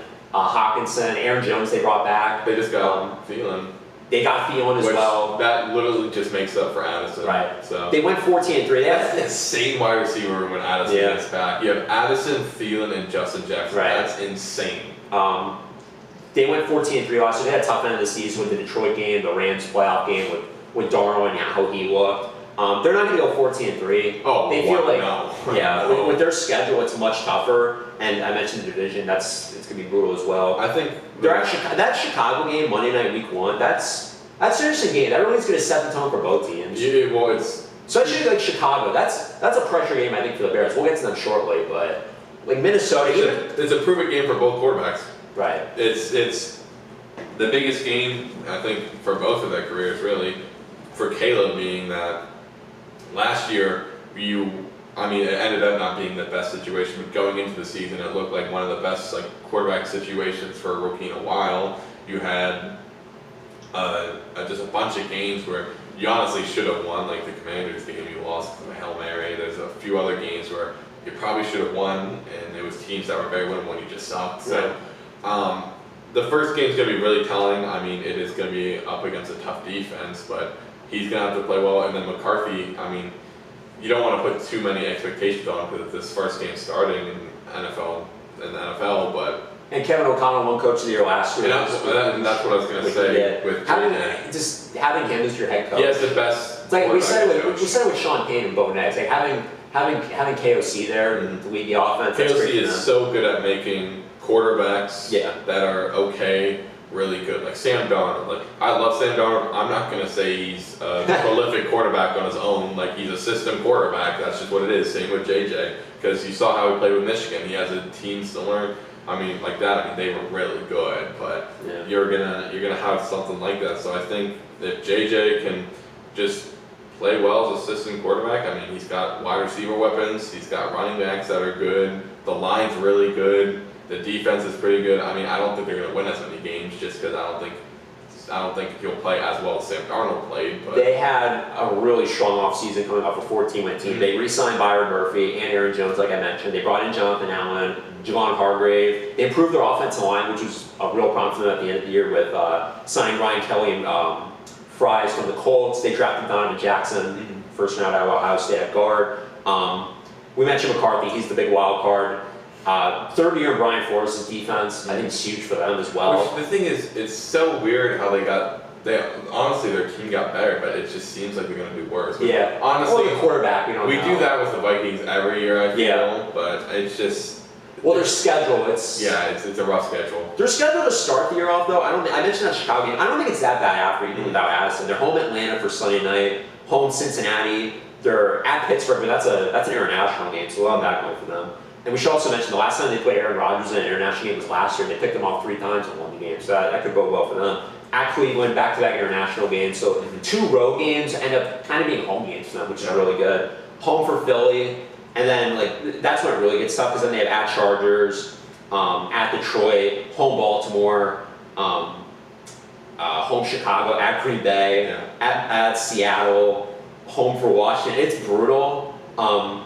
But nevertheless, like, I'd be shocked if they finish with a losing record. Like, so FanDuel's basically telling me if I go 9-8, I win. Like, I would gladly take those odds. Yeah. I'll gladly take it. But the division or the schedule though, in the division, that's the real problem with them. As is for this next team, the last team they had, the North Chicago Bears, their over-under is 8.5. I don't know why. First of all, they have the same over-under total as Minnesota. I think that's very strange. That's disrespectful to the Vikings. They have one of the toughest schedules in the league. They got Ben Johnson, which is great for them. With Caleb, who, he has a lot to prove. I didn't mind what I saw from him last year just because coaching was so bad for them last year, and I think that's the off of 5 and 12. That's Thanksgiving game. Yeah, that's the reason to be optimistic about them. They took Colson Loveland 10th overall, which was a shocker. Very surprising. That was their first one. We were like, "What is going on?" Yeah, that was a real surprise. I think that's the first pick. Like we got wrong. I think. Yeah, they also took Luther Burn in the second round. Luther, he was a good pick. I think he hasn't been getting. There's been some problems all season. I was still surprised by that pick just because their wide receiver room. I knew Rome has a lot to prove as well. I knew he was going to get picked second round. I didn't think he was going to be they by the Bears. They already had Cole Kmet at tight end. That was the one that confused me the most. They already have a really, really good tight end one. The running game it's DeAndre Swift. But we do know Ben Johnson likes his trick plays, and a lot of times you can have. Yeah, the offensive line's much improved though, which is great news. Yeah. They got Tooney was the big acquisition. Their over-under's 8.5. I feel like this seems a year away personally, because we're going to learn a lot about this division.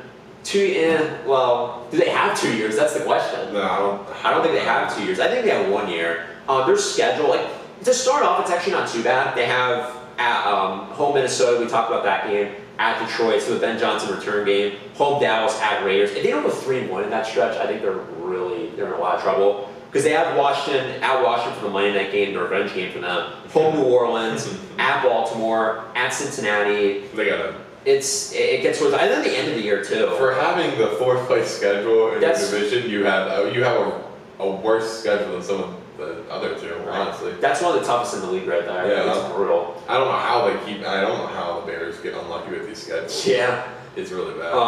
So I mentioned I had Minnesota as one of my picks for over. This was one of the picks I had under the 8.5. Just looking at them, we talked about their schedule. I'm rooting for Caleb. Yeah. And if I'm wrong, I'm wrong. But this division, it's the second hardest schedule in the league.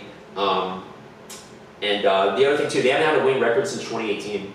They're not which is interesting. They haven't won the division since 2018. Mm-hmm. I mentioned they upgrade their offensive line. I also think they're another one. It takes new offensive line's time to develop. That's going to be the case with Chicago this year. And it also might take Caleb Williams some time to get comfortable in Ben Johnson's offense. Yeah. My number one concern with that hire, while I thought it was a great hire, I worry a little bit about the scheme fit. Because you go from Jared Goff to Caleb Williams, two different quarterbacks. Which, that might unlock a different level of his trick play baggery. Or maybe you'll see Ben Johnson kind of move against that and try something else, but I don't think he will. Coaches are usually very set in their ways of offense and their offensive and they have a new defensive system with Dennis Allen as the new defensive coordinator. The one problem with the Bears, though, they have a good defense. They have a surprisingly good defense. Sweat, I love him. They have some good corner, Johnson, linebacker room, Edwards. They have some good players on defense. But every year with their quarterback, they just get a new system for him, and they can never let him rest. That's why we'll talk about Washington in a minute, but that's why I think one of the biggest things for Jane Daniels is we get Cliff another year. Yeah. So he's still in the same system, and you can kind of just get more comfortable with it. Yeah. So with the division being a problem for them, I'm going under the 8.5. Oh, 100%. Maybe they. I think they'll at least contend for a playoff spot for a little bit, but that schedule just gonna eat them up, and that's the problem with them. All right. So now let's see who we have winning the division, because this is interesting. I like the Packers a lot. But I don't trust Jordan Love at all, really. I'm going to be honest. Well, I'm going to stick with the Lions. So I originally had Detroit winning this division, but then with the Micah trade, the schedules, I think lines up pretty well for Green Bay. And I talked myself into the Packers. I think they're going to win the NFC North. I love Detroit, and I'll be pulling for them this year, but I think Green Bay now has some real momentum going in. I mentioned the schedule is pretty easy for them. I had Detroit for the longest time, but the Micah trade, I think he's going to be rejuvenated a lot. I think he'll be rejuvenated, but I think he'll be big time for their defense. I think Jordan Love will have a very good year. I'm skeptical about them for the playoffs, but in terms of winning games, they won 11-6 last year. I think they're going to be in that 11-12 win, 11-12 win range, like I said. Same for Detroit. But that Micah trade, I think, definitely will have an impact on them. So I'm going with the Packers there. You really can't go wrong with any of these two teams. You could throw Minnesota in there as well.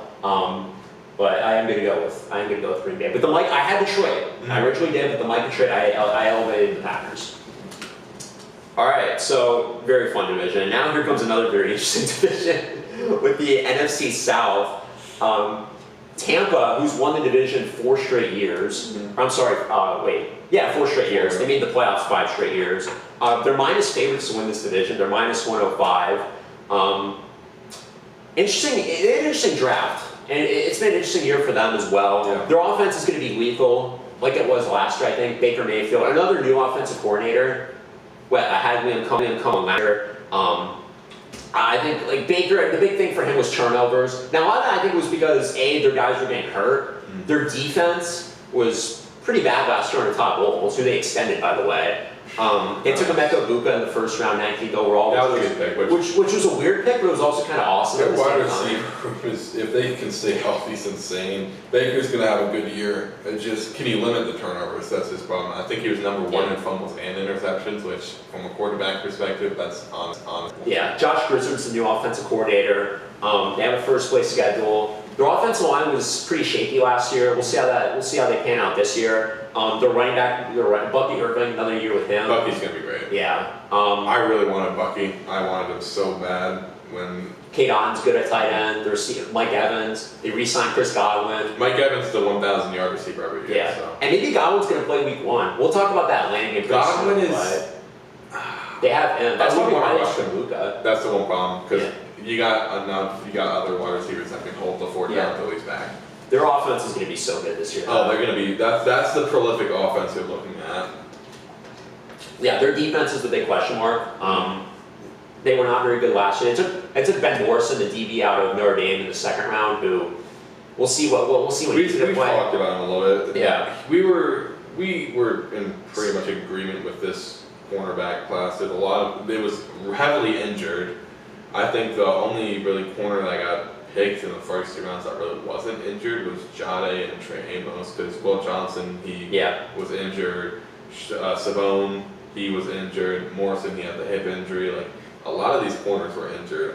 Most of them are coming back and being fine. Like Johnson, he's looked really good in the preseason for the Cardinals. But. I do think they get off to a slow start though. I mentioned Godwin easing him back in. Tristan Wirfs is likely not going to be back, although he's made really good progress. Their schedule's tough though. They're at Atlanta week 1, and they're at Houston for a Monday night game. Home for the Jets, home Philly, at Seattle, in which both teams are going to be wearing their throwback uniforms, by the way. Home San Francisco, and at Detroit. Like that's a pretty brutal schedule. Now the good news for Tampa and their fans is that they've been a second half team the last 2 years. They went 4-7 in 2023, then they finished 9-8, won the division. Last year they were 4-6. And then they finished 10-7, won the division. So that very well could be the case for them again because their schedule at the end of the year, it's really not that bad. Their last 6 games are home Arizona, home New Orleans, home for Tampa, home for Atlanta, at Carolina, at Miami, and home for Carolina again. So that's a pretty winnable schedule at the end of the year. And I think that's how, if they win the division, that's going to be the biggest reason for it.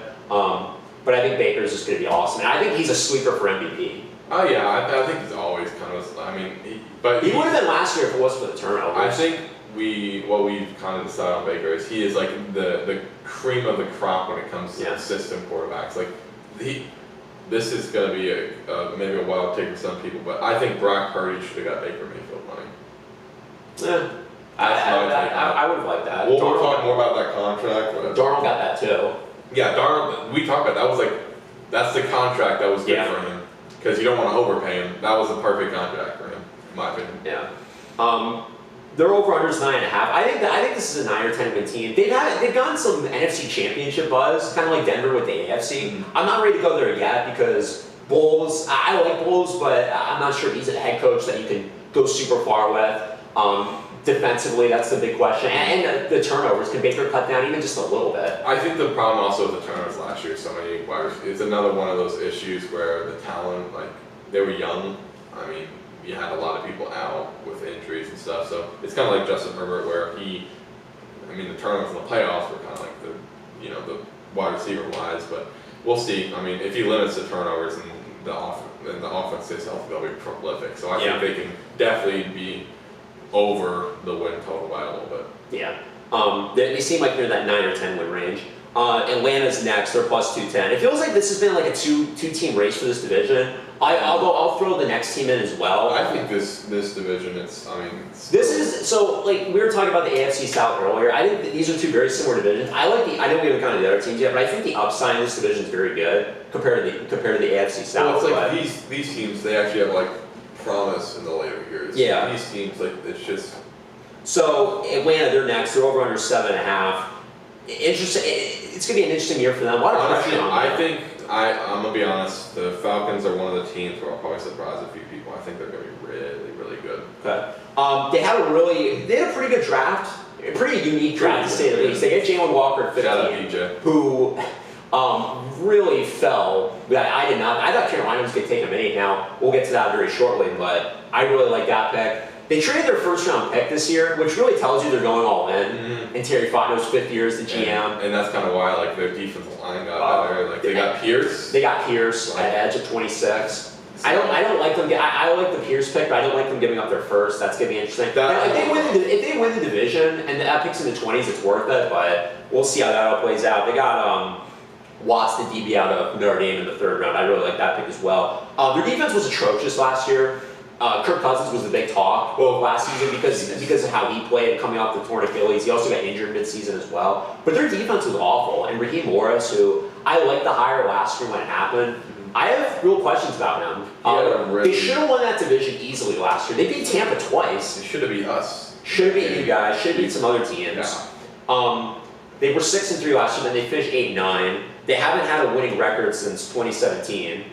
Let alone making the playoffs since 2017, haven't won the division either. But their defense was bad, and Raheem Morris is a defensive-minded guy, so that I have question marks about that. It feels like he might be the weak link on that team, and there is pressure on him going into this year. If they don't win the division, I do think he's out. I think it's another. I agree with that. I think it's another like situation where it's a lot of the quarterback. Michael Penix. I'm gonna get to him. He flashed in the little time he had.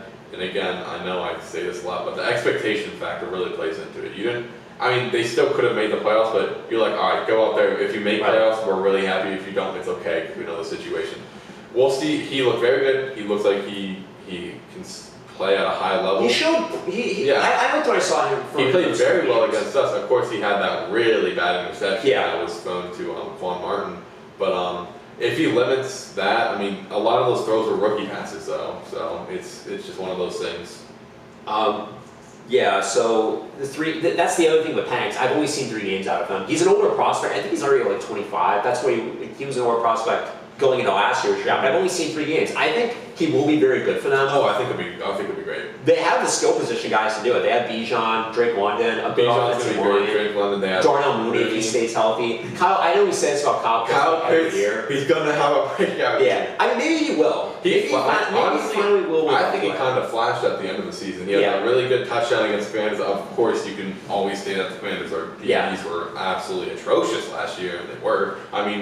When your starters are Emmanuel Forbes and Benjamin St-Juste, that hurts my heart to say it. They're both gone, by the way.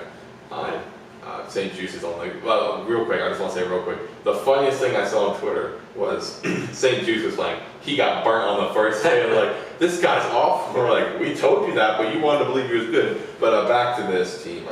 I think they'll be one of those teams that surprise people how good they'll be. Yeah. I mentioned their defense was off last year. They'll be better. I don't know how much better, of course, but they'll be kind of like what Carolina. Defensive line. I think they have good safeties. I think their corners aren't bad. Yeah, Terrell, he locked up there. I'm not gonna lie. Right. But I think their defense will be better. I think it'll surprise some people, but I don't think it's gonna be the best. But offense is really gonna be. They're gonna be one of those teams that I think wins close games this year. Yeah. Their schedule, though, is one of my biggest issues with them. I mentioned the Penix lack of games and Raheem.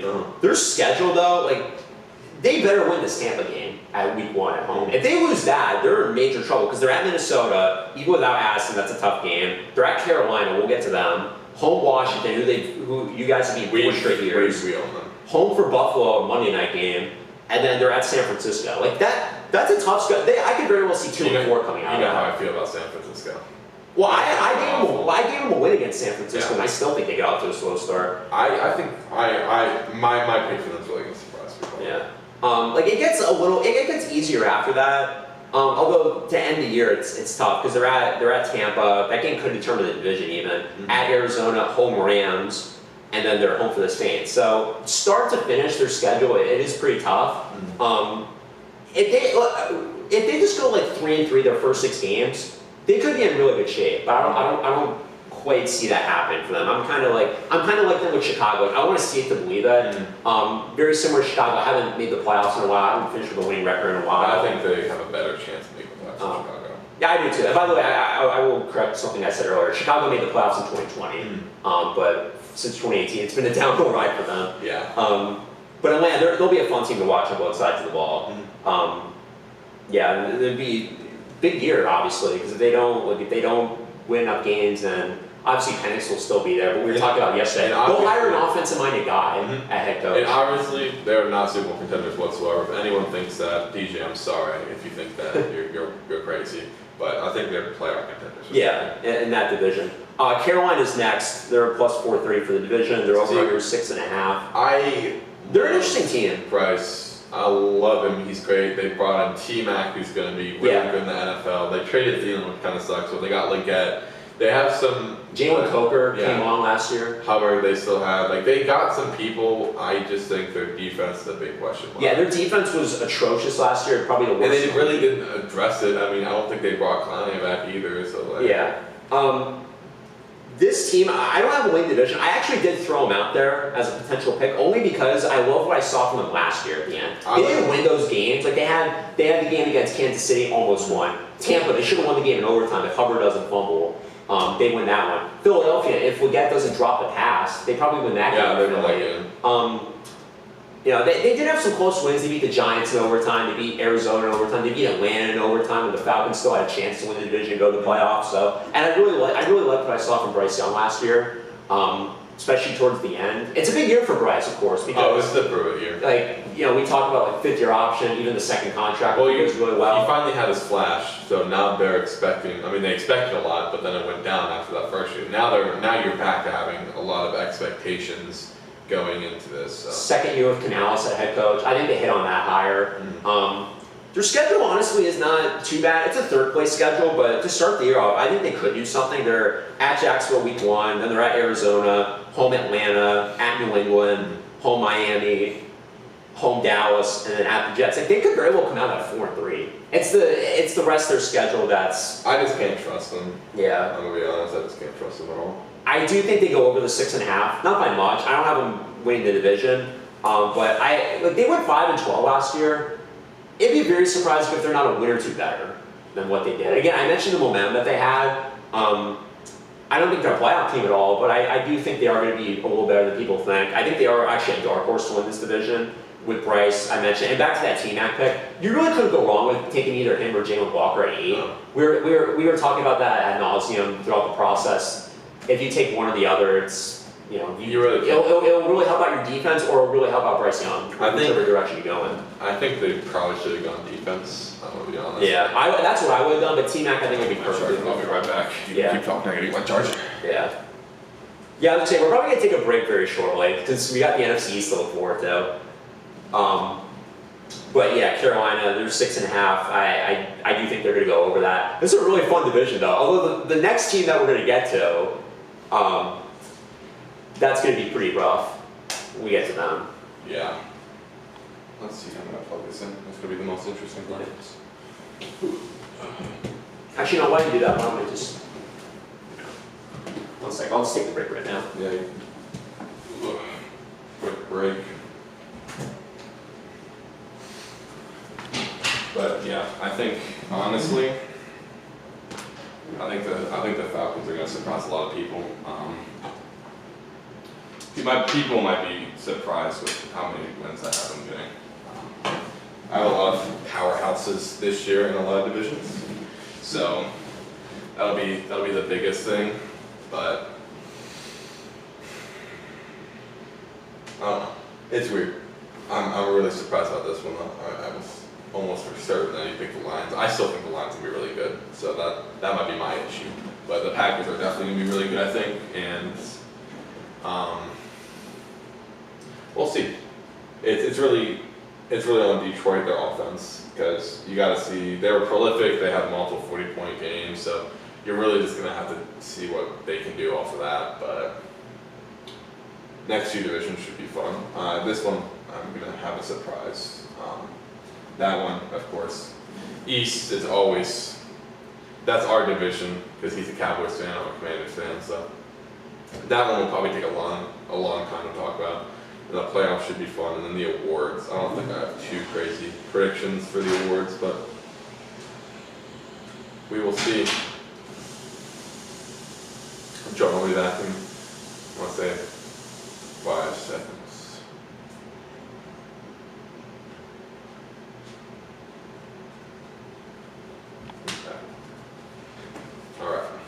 All right, back from the break.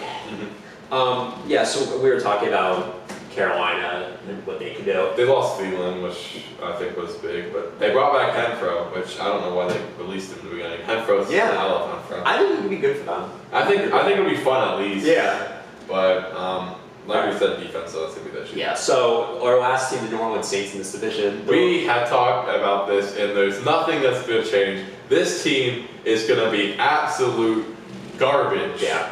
And you know the one thing that made me think that, because I knew they were going to be garbage, but they're going to be even worse, giving Chase Young that contract. Yeah. And I know I might have bias against Chase Young because what happened with our team, but I do not care. That was an awful contract. So I think the Saints are going to suck. I really think they're going to be bad. Their over-under is 5.5. I don't know how they don't have the lowest over-under total. It's somehow Cleveland at 4.5. That makes no sense at all. The Saints are going to suck. Right.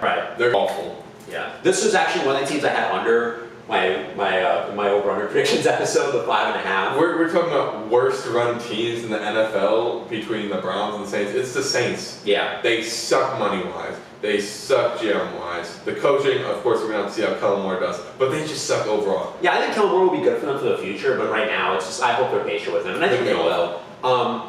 So I would have gone under even if Carr hadn't retired. I still would have gone under. Listen, they drafted a guy in Tyler Shuck. Second round when Sugar was still there. Jalen Milroe was still there. Yeah. A lot of people sleep on him. And you pick the guy that's 26 years old. And then just lost a quarterback battle to Spencer Rattler. Yeah. Like, how? He'll play, but I think all 3 quarterbacks will play, and then there'll be a trade mid-season for another quarterback. That's what's going to happen. Yeah, I don't know. Their quarterback room, honestly, is worse than the Browns. Yeah. Because Flacco's at least confident. At least Flacco's confident. You know he can do something. All these Saints players, Rattler, he flashed sometimes, but most of those times it was just because the other team was playing so bad. You have Shuck. I'm sorry, he played okay in preseason, but he was pretty rough. And then who's the? Is it Hayner? Or what's his name? Jake Hayner. He's awful. Yeah. I mean, of course, it's all better than me, but it's just rough. Their defense was atrocious. They took Kelvin Banks 9th overall, which I think was a good pick. Their offensive line is still a work in progress. Patience, I mentioned for Kellen Moore in year 1. The only way they miraculously go over is a couple things. A, their schedule. It's pretty easy. I don't think the last place schedule. I still don't think they will. I'm just throwing that out there. They're going under. And if somehow either Rattler or Shuck, whenever he comes in, or if they're actually good, which I just don't see it happening. I see them making a trade mid-season for a quarterback. I don't know why they didn't just take a position needed with that second round pick. They have so many needs on this team, and they're going to be building for quite a long time. And very well, we'll just say it right now. I think we have this team as the number 1 pick in the draft. This is who I have. I kind of am tied or number 1, but really, you had someone with a similar record in them. Yeah. Jeez. There's a team I think is gonna be. It's gonna shock everybody. I think they're gonna be awful. Oh my gosh. But their schedule to start the year. Home Arizona, home San Francisco, at Seattle, and at Buffalo. Their first 4 games. And even in the division, it's gonna be terrible. Yeah, even in that division, it's still gonna be rough for them. But yeah, it's just. I think they're gonna be awful. There's no other way of saying it. They lost Honey Badger in the offseason. Their best player retired. Derek Carr, he retired.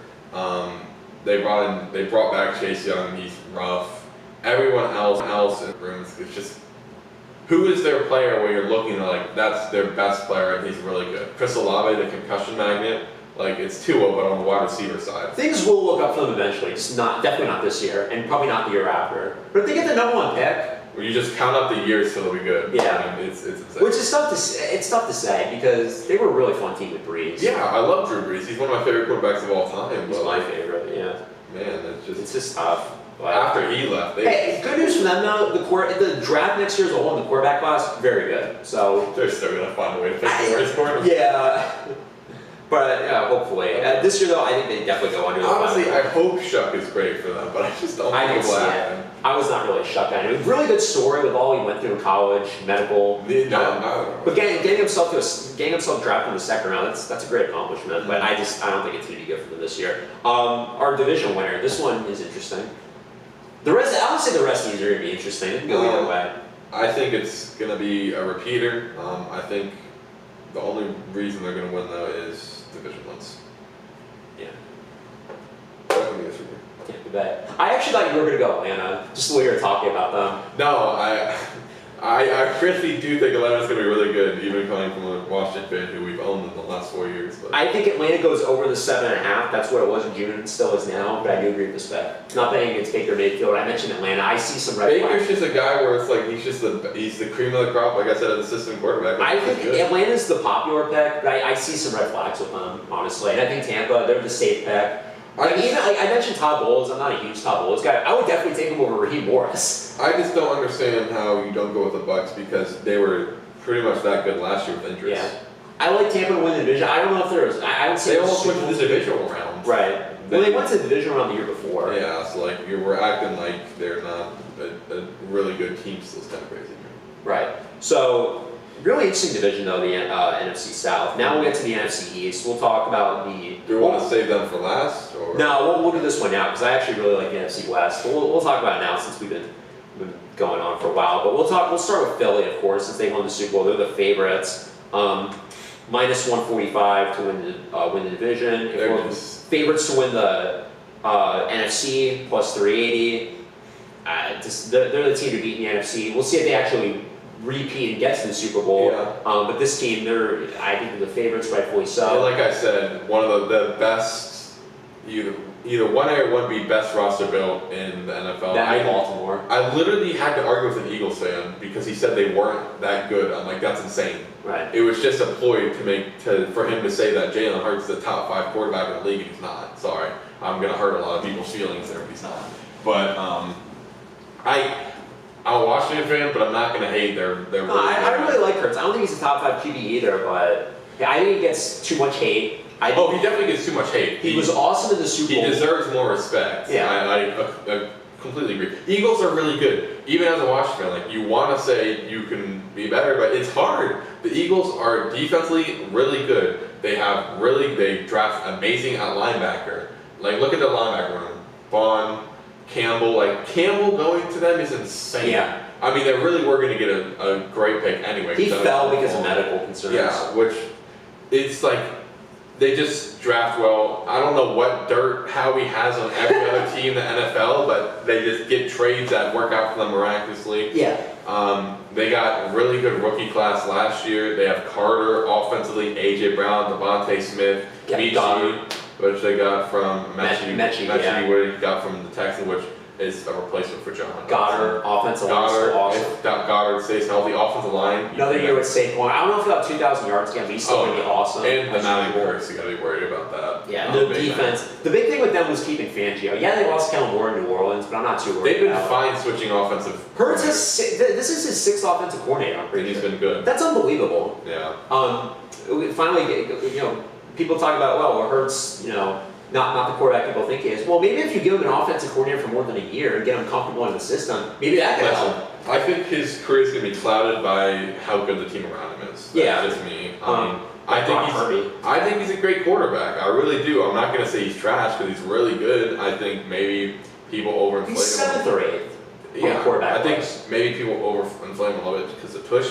I also, let me say, I didn't think they should ban it. I thought they should keep it. I didn't either. As a Washington fan myself, but I think a lot of this, sometimes the stats get a little inflated because of that, but he's still a really good quarterback. He's amazing. He can start on any team. I mean, I don't know why why I said, I mean, almost. I think a few other quarterbacks could start on, but you know what I mean. Right. You know what I mean. He's a really good QB. No, they're so loaded. The talent's there. Sirianni, who was actually a weak link. He was one of the weak links for them going into last year. They wanted him fired in the first half. Which I didn't think he was a weak link, but that was talked about. Yeah. They were 2-2 at one point. They got blown out in Tampa.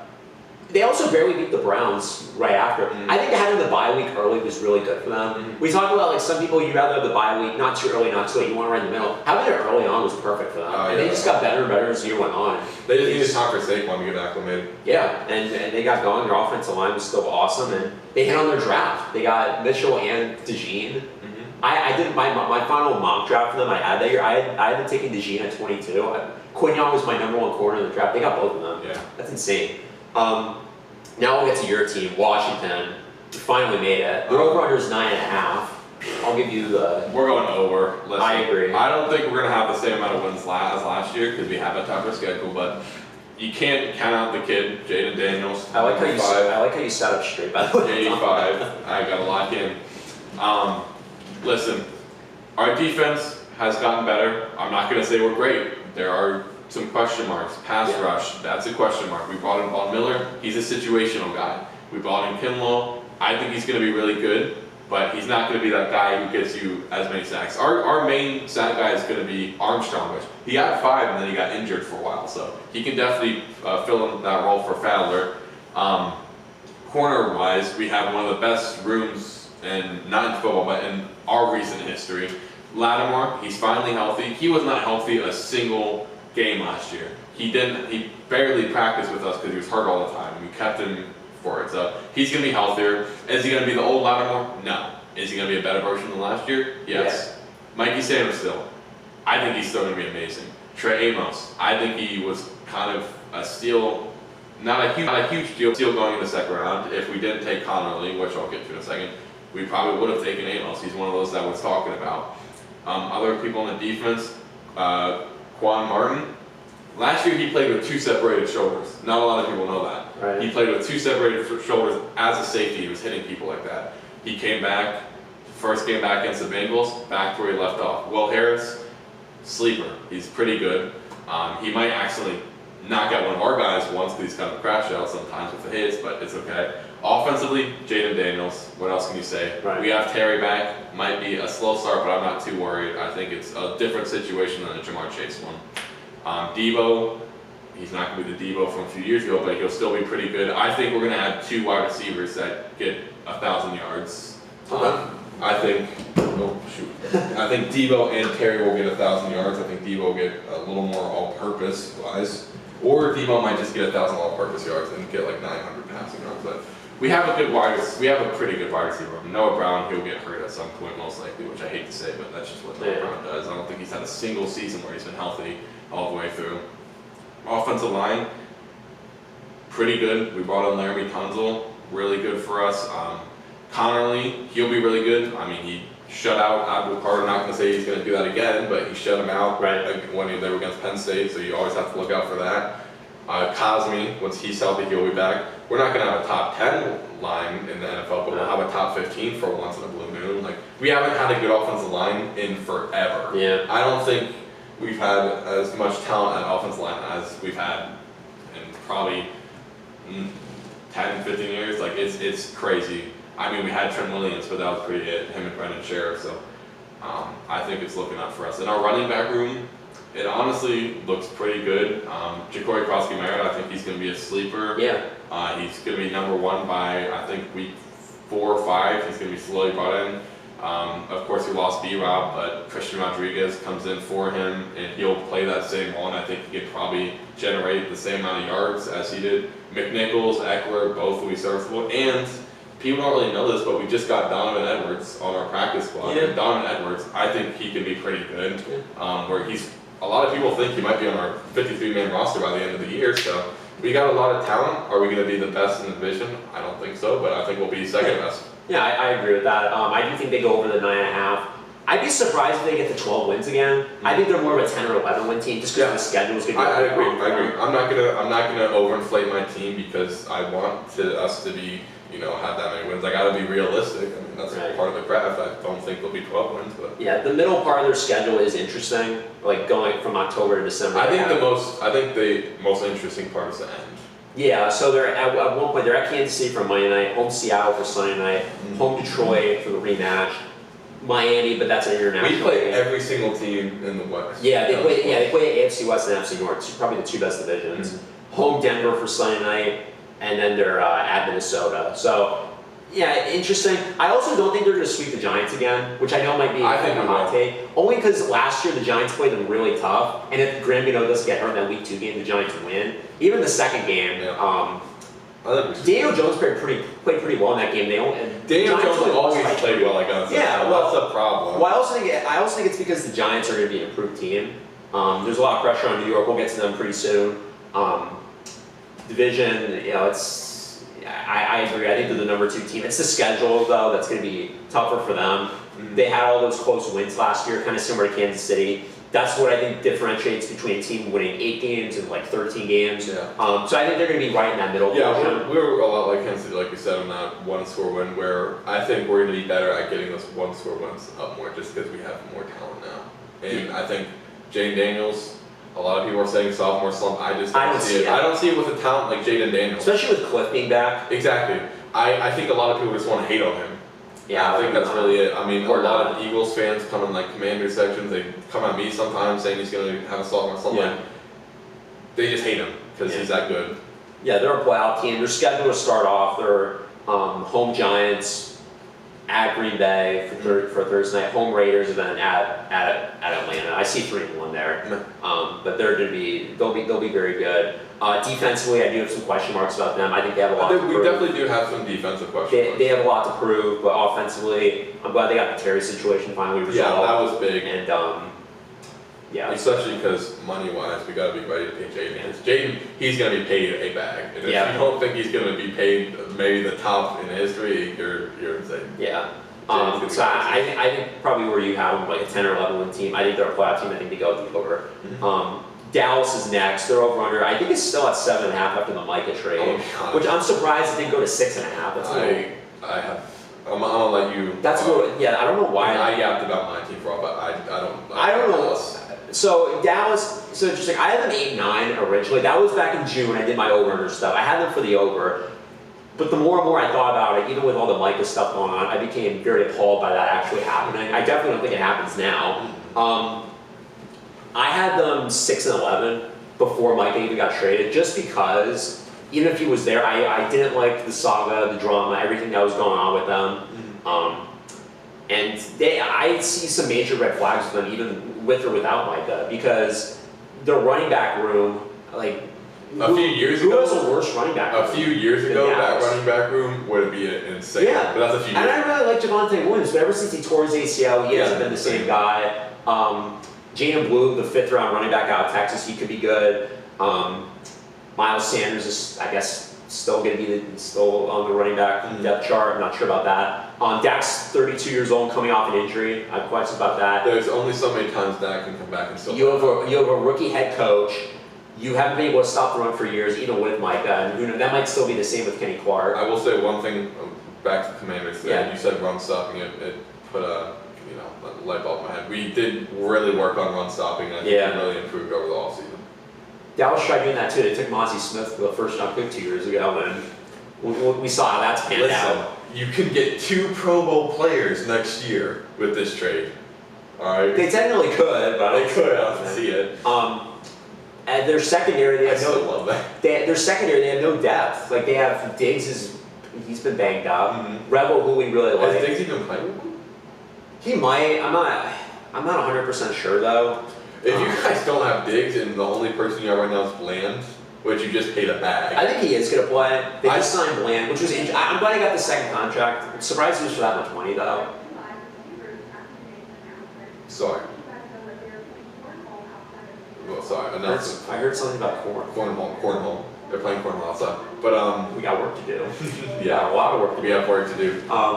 But yeah, Dallas. I saw some red flags with them going in. Now there is a scenario where Dak plays very well, wins comeback player of the year, They got George Pickens. I think he's going to be awesome alongside CeeDee Lamb. They also gave Jake Ferguson the second contract.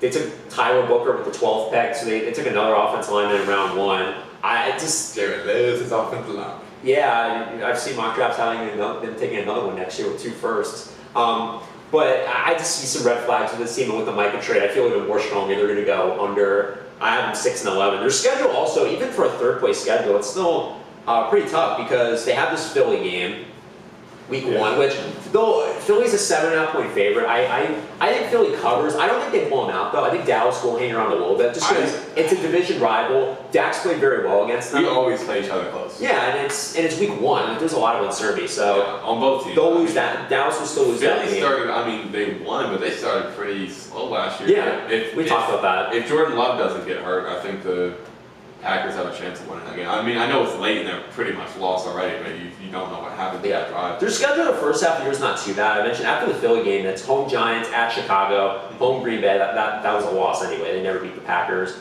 At the Jets, at Carolina, and then home Washington.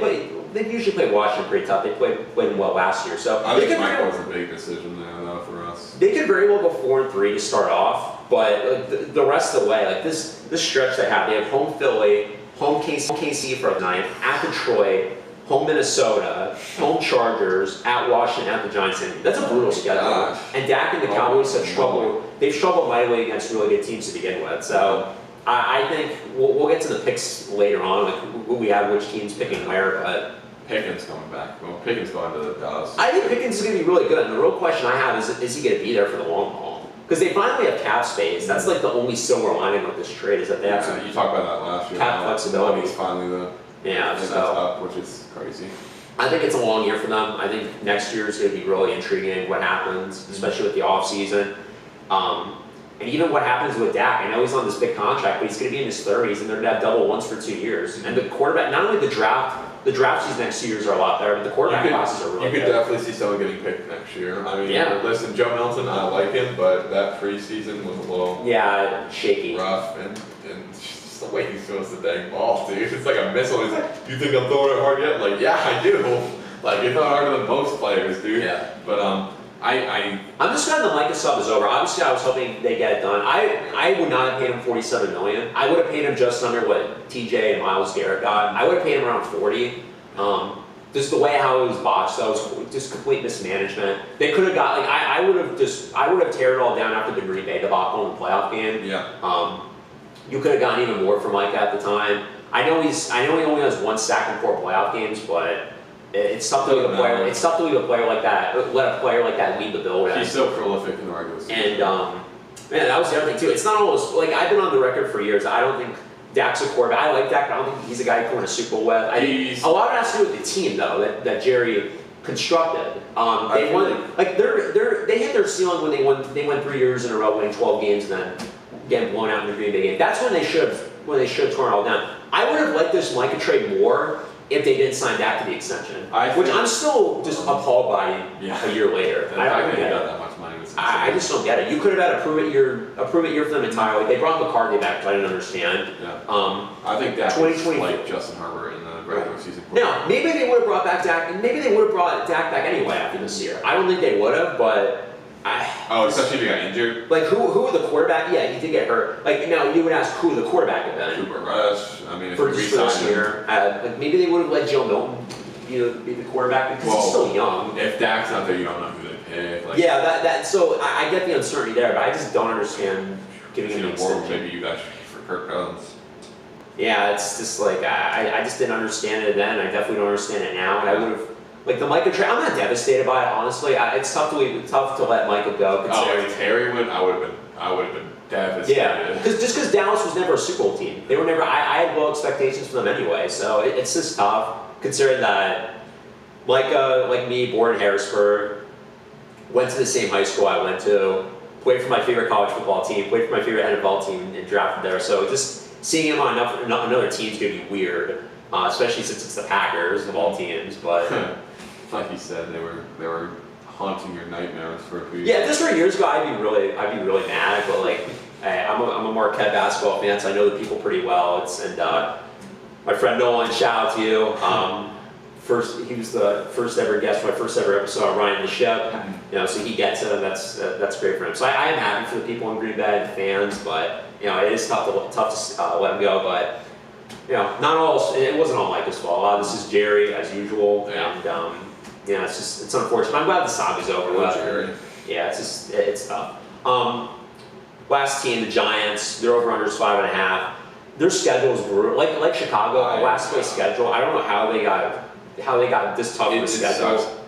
They got Abdul Carter at 3. Yeah, Carter was really big. I thought he was the best player. I think they had a pretty good draft. I did too. Dart. I know we equate it a lot to like the Texans now, but it's kind of like the Texans where they get a core. I mean, it's opposite directions of course. I mean, they drafted a really good edge first, and then they got a quarterback eventually. That was like the same with the Vikings, which last year. But I mean, it's a situation where you really hope that they wait on Dart as long as they can. Yeah, I'm glad they were patient in the draft. They didn't like trade all the way to like 15 for something like, for example, to get ahead of Pittsburgh, who didn't take a quarterback. But I definitely do think only gave up a 3rd rounder for Dart. Dart will definitely be starting on the Saints game.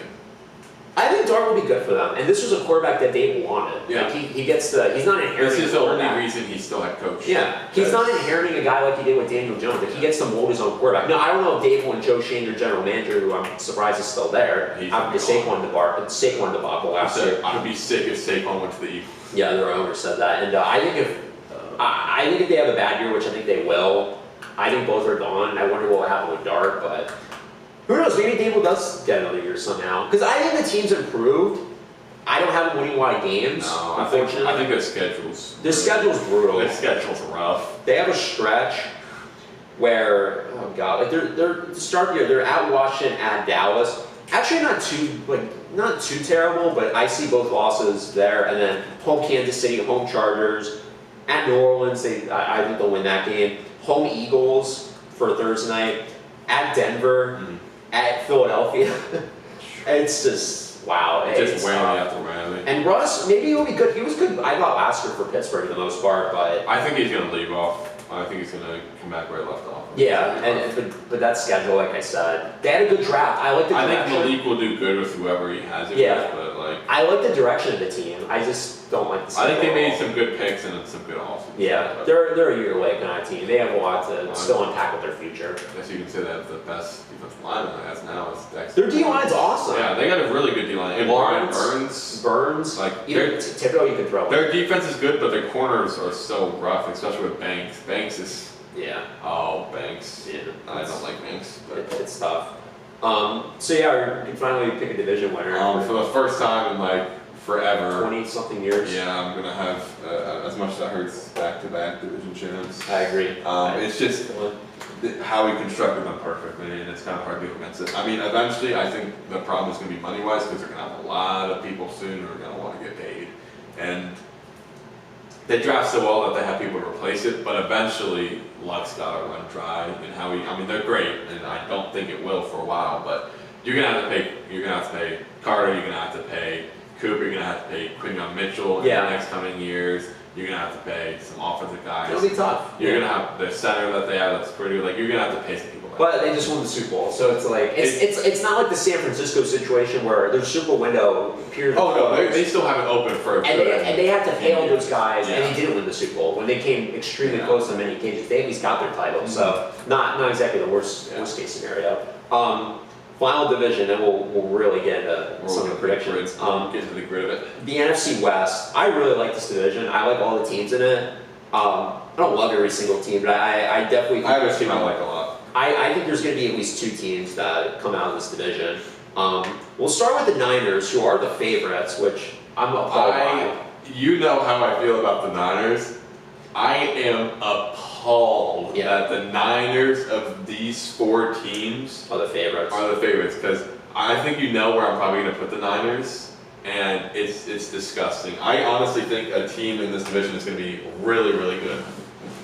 Yeah, and I think we both talked about the team, and I think they're actually going to win a surprising number amount of games. Yeah, I agree. So San Francisco, biggest reason why they are the favorites, and they've been the favorites for quite a while. This was even before all the Matthew Stafford stuff happened with his back and would he be able to play. They were still the favorites, and it's actually really not even close. They're plus 140 for the division. Rams are second at plus 210, so there's a little bit of a gap there, which I don't understand. Now, a lot of it is because of the schedule. They have maybe the easiest in the league. They have a lot of question marks, especially at wide receiver. Well, Brandon Ayuk's not going to be back. That's the biggest thing. Brandon Ayuk is injured. Traded Debo. Debo's gone. He's at Washington now. I think Ricky Pearsall, He's interesting. He's interesting. I don't think he's a wide receiver 1. They did bring back. They re-signed Kittle. They extended Fred Warner. They extended Purdy. The big thing is though, Purdy way too much money. Yeah. I was appalled at that. Well, we saw it coming. It's just the market. I mean, I'm glad you have a guy that you like that you want to pay that money, but he's not the person to pay. But yeah, we knew it was gonna happen. But their wide receiver room, it's so rough. Also, because what is it? Jennings, was he the one that's holding out? Yeah, he held out. Their offensive line still murky. And they got so many injuries, and they kept getting injured. Like one of their receivers that you're looking at was going to start was Robbie Chosen, like Robbie Chosen, guys. And they just traded for Sky Moore. So if your number 1 and number 2 receivers are Ricky Pearsall, Sky Moore, like, yeah, come on. McCaffrey's back, but we don't know what's happening with them. He had what was it? Achilles. Something nice, like in both Achilles, that's terrible.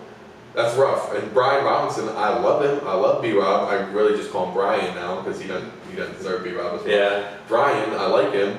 He's not a heavy hitter. I mean, he plays like that, but like, is he going to get you a 70-yard touchdown run? No. He bounces off linemen before he finds the hole after like 10 seconds. So. And they lost a lot of guys too.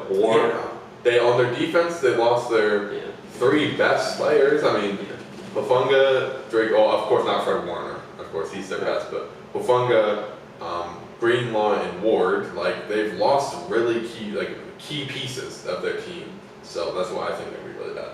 Their over/under is 10.5, which is just atrocious. Their schedule though, like I will say, I do have them finishing with a winning record. I do think with the schedule, it's pretty easy. They have this game at Seattle week 1, which is really intriguing for both teams. Then, which I don't think they're going to win that game. I think they'll split with them. They're at New Orleans, home Arizona, home Jacksonville, and then other teams like they're at the Giants. They have Carolina at home. They're at Cleveland, home Tennessee, home Chicago, at the Colts. It's a pretty winnable schedule, and that's why I do think they're going to be like a 9 or 10 win team.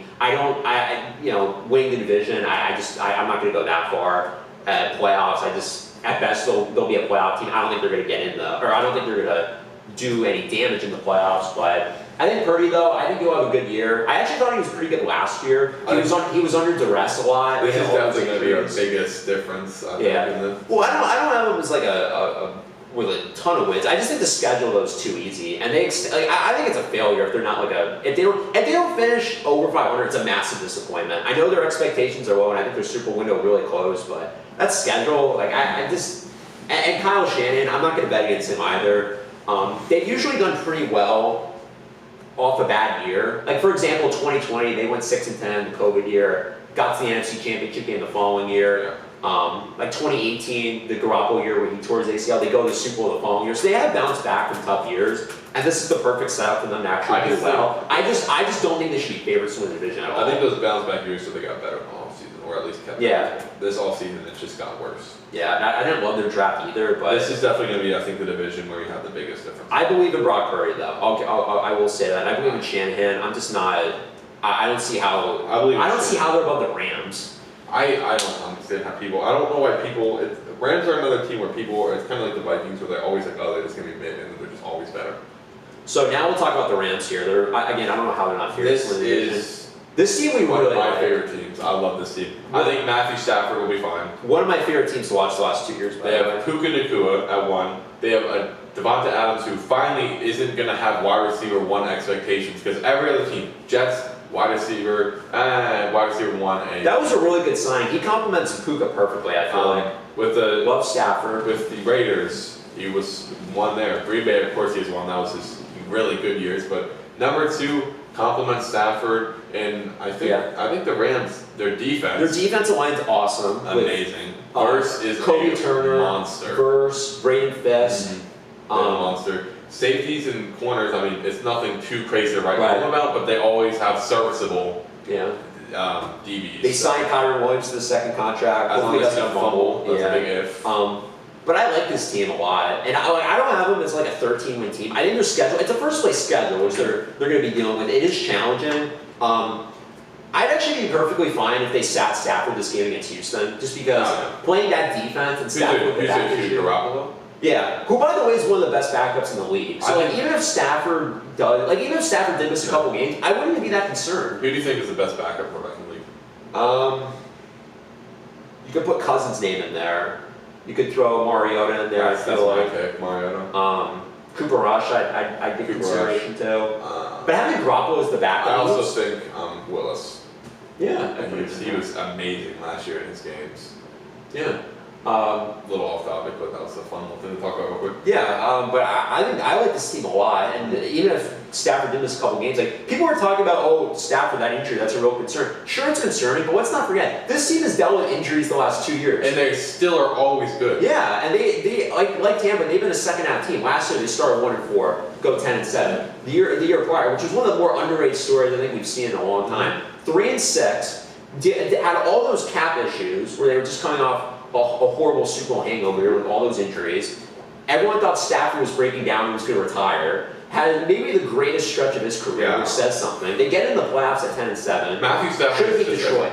Should have beat Detroit in the wild card game, and they should have won. I feel like they should have beat Philadelphia last year in the snow game. They should have, except Kyron Williams. I'm still upset with Kyron Williams. I love him, but I'm so upset because they would have beat Philly. I mean, I'm not going to say we make it, but we have a better chance of going. That would have been a more even game. And McVay, just tough to bet against. Yeah. This team, I really like this team. I think they're the biggest threat to the Eagles in the NFC.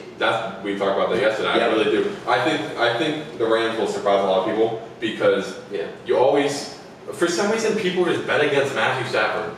Ridiculous. Matthew Stafford has shown time and time again that he is a tough SOB and he's amazing. He is one of the best quarterbacks of our era, I think. Even with the team, you have to realize he dealt with the Lions. All he had half the time was Megatron and then Golden Tate. Right. That's literally all he had for how many years?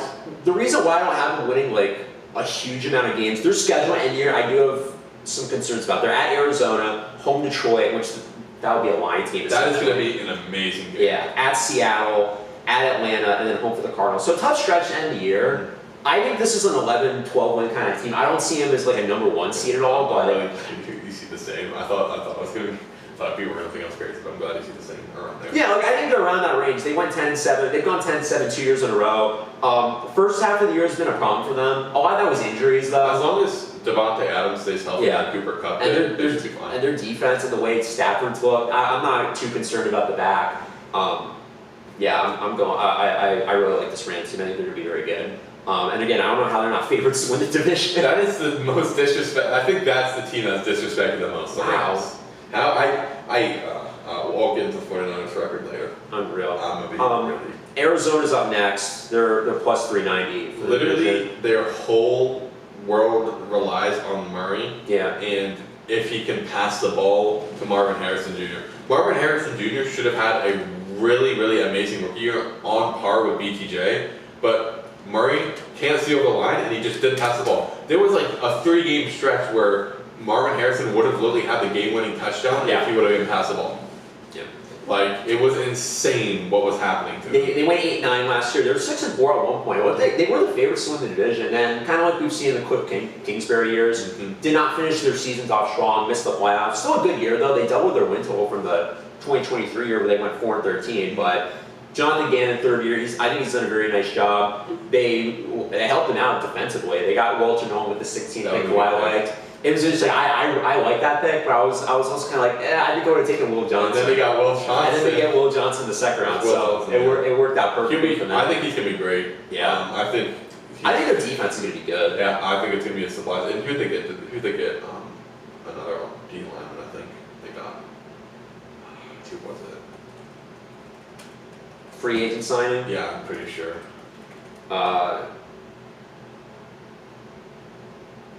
Yeah, that's. Was it Josh Sweat? Yeah, maybe. I think it was. Yeah, I think it was. He won't be bad for them. He's another one of those players where like. That's what they signed. I feel like he might have been the later few years he might have been a little helped by the other talent on the Eagles defensive line, but I still think he'll be good. I mean, yeah, they've added some good pieces. I just think their offense, like, it's really on Murray. yeah, That's really it. right. Another year on Marvin Harrison. They have Trey McBride, who they extended. One of the best tight ends in Had a football. great year last year. James Conner, another year with him. Offensive line, they're improving it. Paris Johnson's continuing to make strides. I like this team. Their over-under is 8.5. I do like them for the over. They're a good football team. The problem is the division. It's pretty tough. The division is tough, and it's just Murray. I'm just going to keep saying it. This is Murray's year to prove himself. If he has another rough year, you could see another quarterback go. There's more pressure on Murray than there is for Jonathan Gann. I only mention Gann because it's his third year. We kind of get to that point with quarterbacks, head coaches, GMs. Like, all right, the third year is kind of the big year. The only thing he could be saved by is if they draft a quarterback. Right. I'm really big on the notion if you draft a quarterback, your job gets saved for 1 year. That's what happened with Rivera. Rivera should have been out, but since Sam Howard didn't start, that's the one thing that saved him. Right. Because it was the potential of Sam Howell, which I still like Sam Howell. Their schedule to start the year is honestly not that bad. They're at New Orleans. Easy one. Home Carolina, interesting. At San Francisco. Home for Seattle on a Thursday. Home Tennessee and at Indianapolis. So like 4-2 is realistic, honestly. I think they can get off to a good start. It's just they always start well though, I feel. End of the year is tough. At Houston, home Atlanta, at Cincinnati, at the Rams. And that Rams game could even be for the division, honestly. It's interesting. The Rams are gonna be good. Yeah.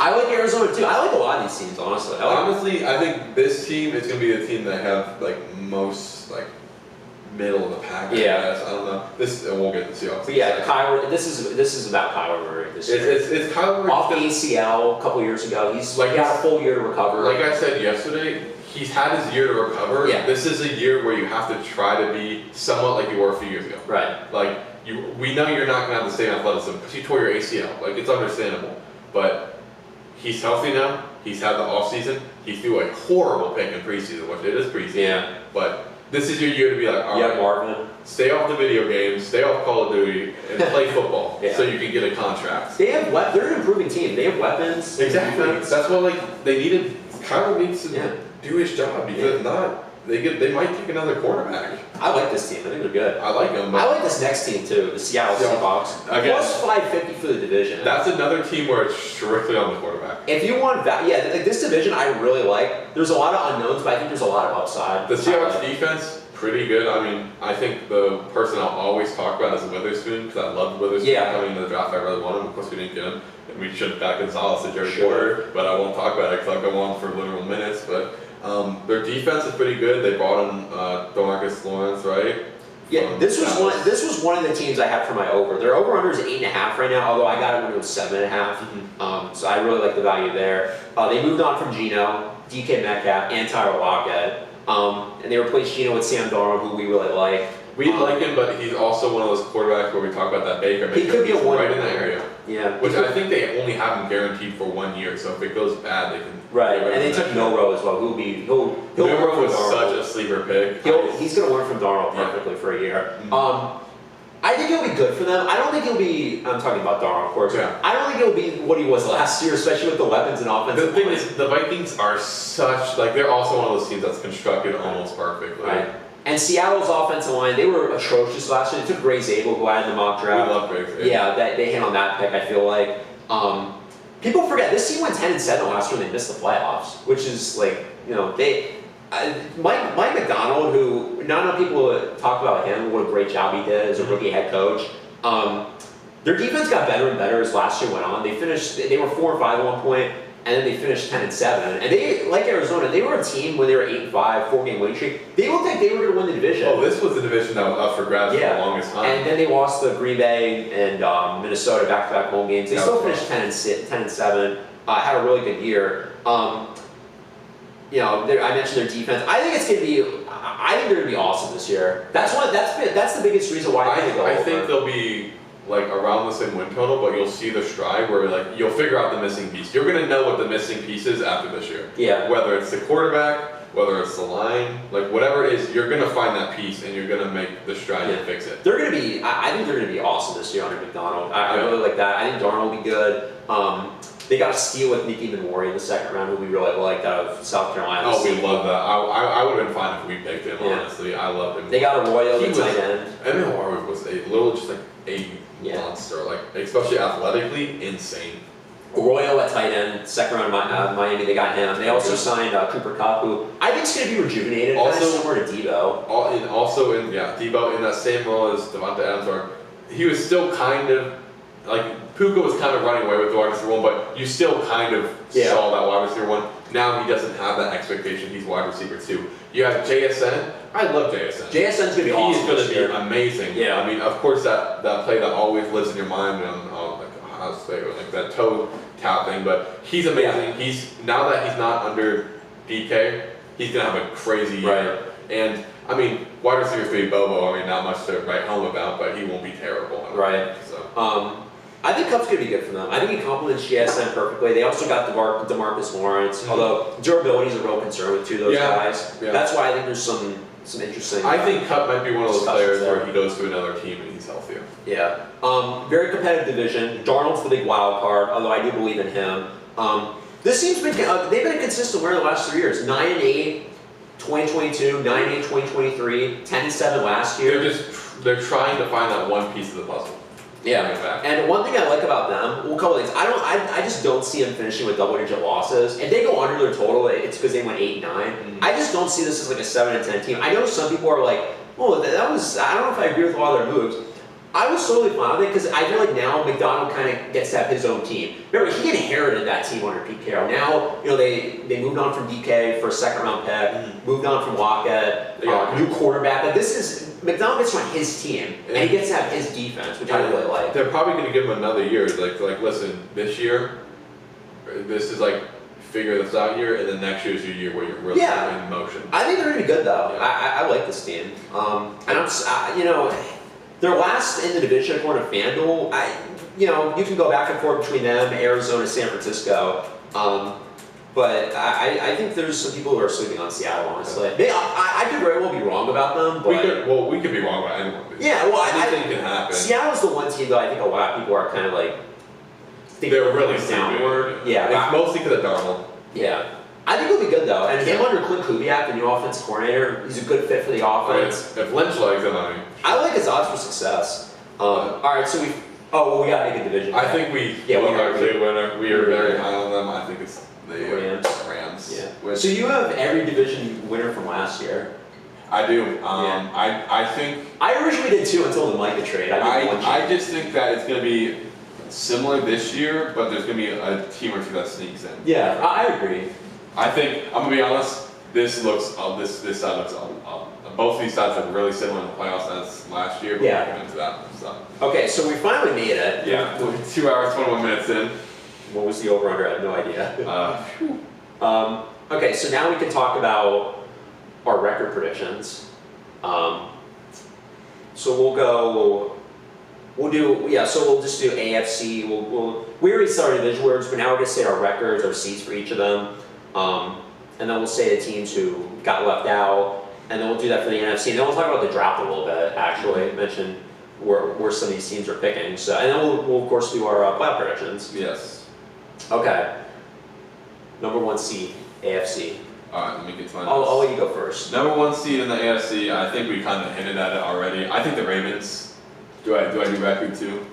I have the Ravens, number 1. I think the Ravens are a team that can win. What record did you have, Matt? 14-3. You had a game better than I did. I had a 13-4. I think they are a 14-3 win team, 14-win team, 3-loss team. They're going to have those occasional losses. Honestly, one of my losses to the Browns because they just can't ever beat the Browns twice. Yeah. Their end of the year is tough though. Mm-hmm. They have I think they have at Cincinnati. They have at Green Bay and at I just think Pittsburgh. that Derrick Henry is going to have an insane year. Yeah. Not only because Adam Sandler said if he had a great year, he could be in the movie, which is motivation, but also their line, they kept everybody. Right. And they got better with it. I like this team going into this year more than I did them going into last year. Last year I was a little skeptical about them. I had them 12-5, win the AFC North, be the number 3 seed, and lose the divisional round. Mm-hmm. All that happened. Mm-hmm. That unbelievable. And a lot of it was because they lost a lot of key guys, especially their offensive line. This year I feel really strongly about them, and I like their Super Bowl odds much more than I did last year. Number 2 seed. number 2 seed. Let me go back into that. My number 2 seed, I have as the Buffalo Bills. I do too. I think my record might be a little different than you, but it will be 13-4. I have that also. Ravens get the tiebreaker. We'll also talk about tiebreakers as well, but 13-4. Which tiebreaker was so hard to figure out, but I had the 13-4. I just think that the Bills, again, they're just going to be great because of their offense. Their defense will be the question mark, but I think they can still win a lot of games, and they always seem to beat the Chiefs regular season, which I think might be. We'll talk about it later, but it'll be flopped. 3 seed. Kansas City Chiefs, can't really bet against them. Yeah. I have them at 12-5. I do too. Do not think they can win that many games again. Yeah, I have that exactly. I think they go over the 11.5. I think the division is the one thing that's going to help. That's going to be really stark. It's going to be a lot of splits. And, right. 4 seed, we know it's Houston. Yeah, Texans. I have them at 11-6. I do as well. I think as well. The in-division record is going to be what helps them vastly get a lot of wins. I think there's a chance they go 6-0 in division wins. Yeah. I didn't go that far, but I think maybe 5-1 is probably more realistic. But defense is going to be awesome. Stroud, I think, bounces back, if you even consider it a bounce back. Yeah. Offense line's the question mark, but I really like what they did in the offseason. And I think people are kind of down on them. Some people have Jacksonville winning the division, Colts in there. No. Some people have them only at like 9-8 winning the division. Yeah. I believe in this team. I think they actually win more games than they did last year, even with the first place schedule. Now it gets really interesting with the wild cards. Yeah. So at 5, I have the Chargers with an 11-6 record. Okay.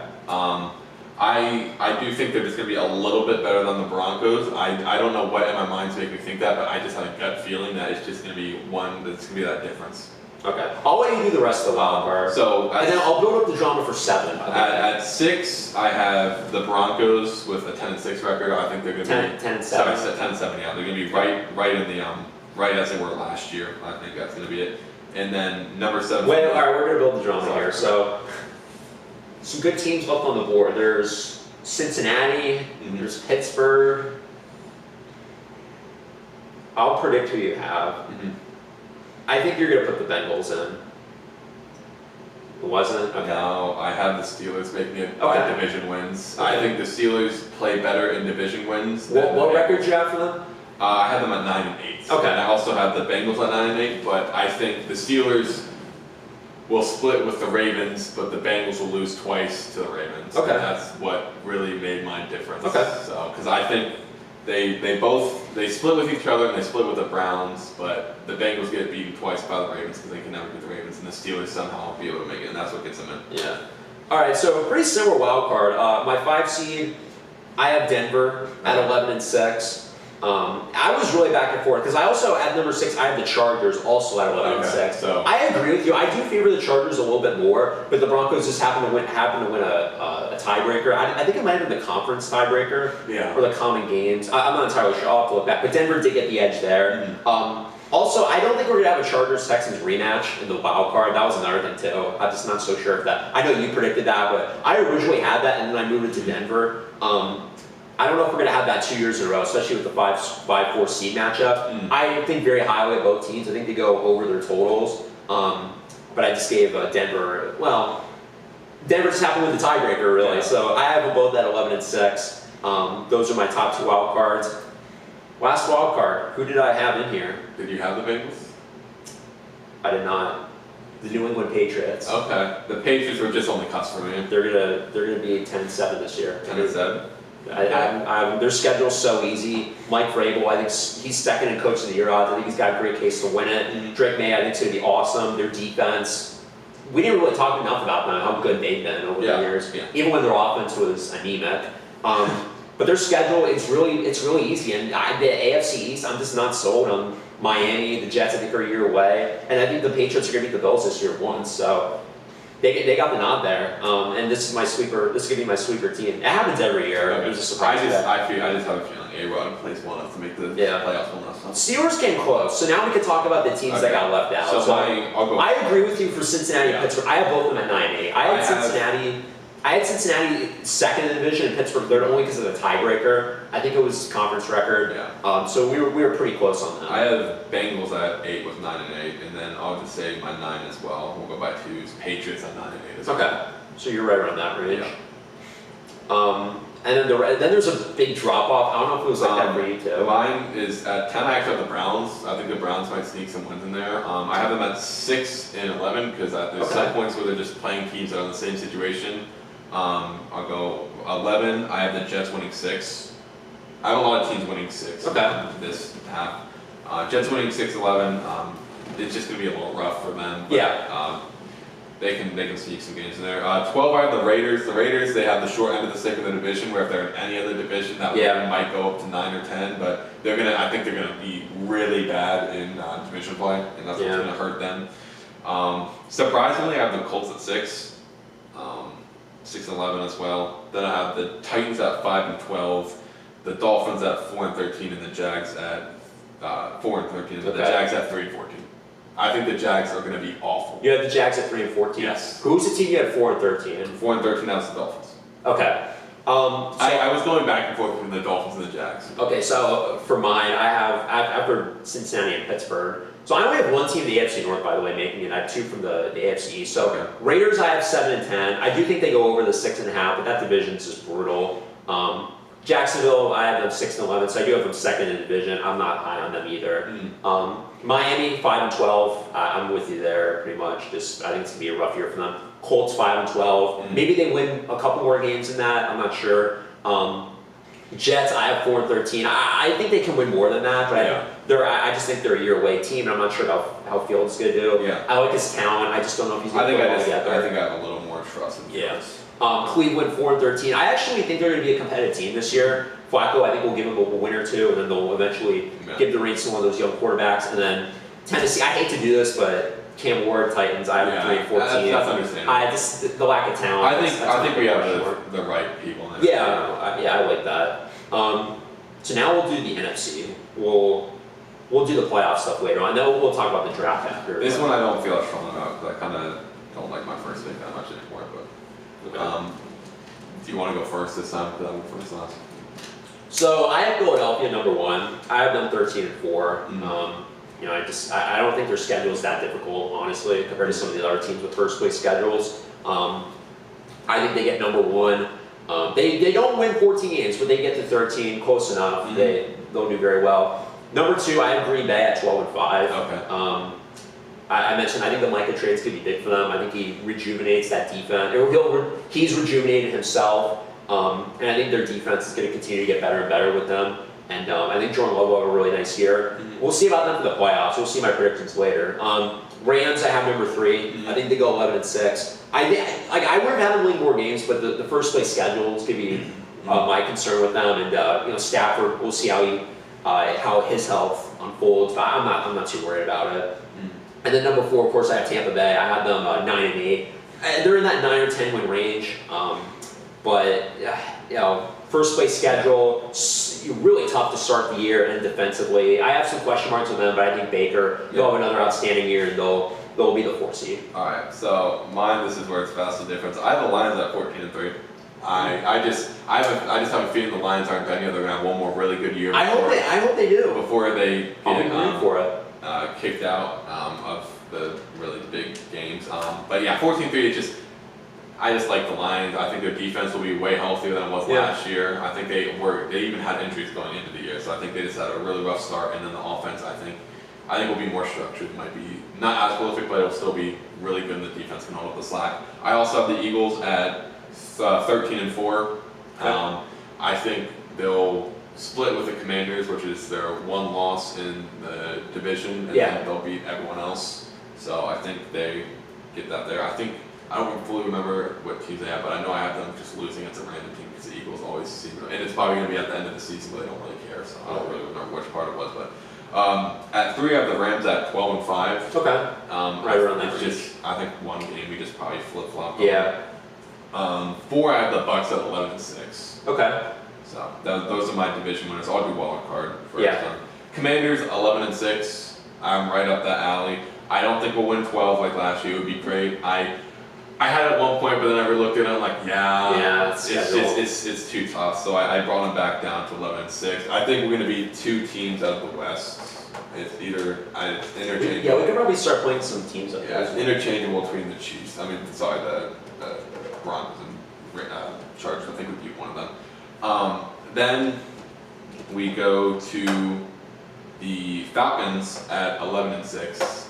That's the one I have. Okay. I think I probably surprised a lot of people. So you have two teams coming out of the NFC South. Yes, I do. I think they're going to surprise a lot of people. So you had them losing out on a tiebreaker for the division. Mm-hmm. Wow, I thought you'd have them at like 10-7 or something. No, and then I have the Packers at 11-6.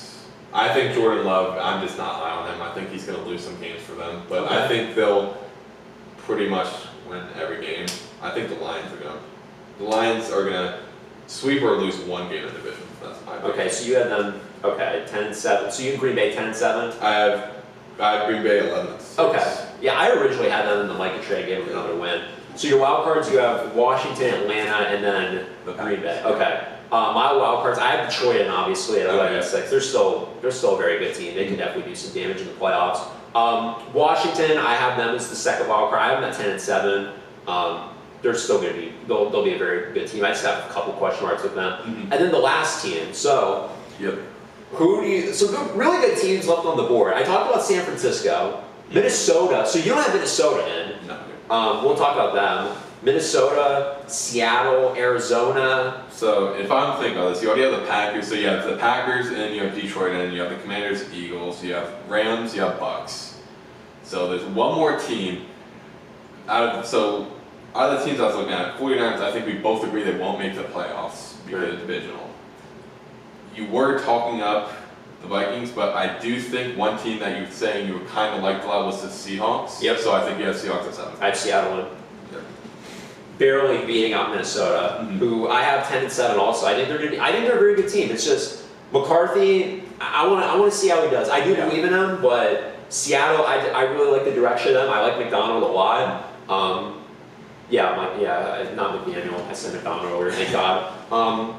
And Dawn, I think, is going to be good for them. Yeah. And I think their defense is going to be legit. And I like to see it. I do think you're going to get two teams out of the NFC West. Yeah. I don't know if you had that earlier. No, you didn't. I have the South getting 2 teams because I think the Falcons are going to be really good. That's the one where I'm like, we're probably going to be different on. Which is good though. I'm glad we have something. Yeah, of course. One of us, you'll probably be more right. I think. I think some of my picks I was kind of like a little. So Minnesota, a good team. So I have Minnesota at just missing at 8 with a 9-8 record. All right, over the total, I'll take it. Yeah, I just think division is going to be a little rough now that Mike is in there. I mean, I don't think Thielen is going to help them more than Micah helps the Packers. And then at number 9, I have the Cardinals at 8-9. Okay. And then at 10, I have the Seahawks at 8-9 as well. Okay.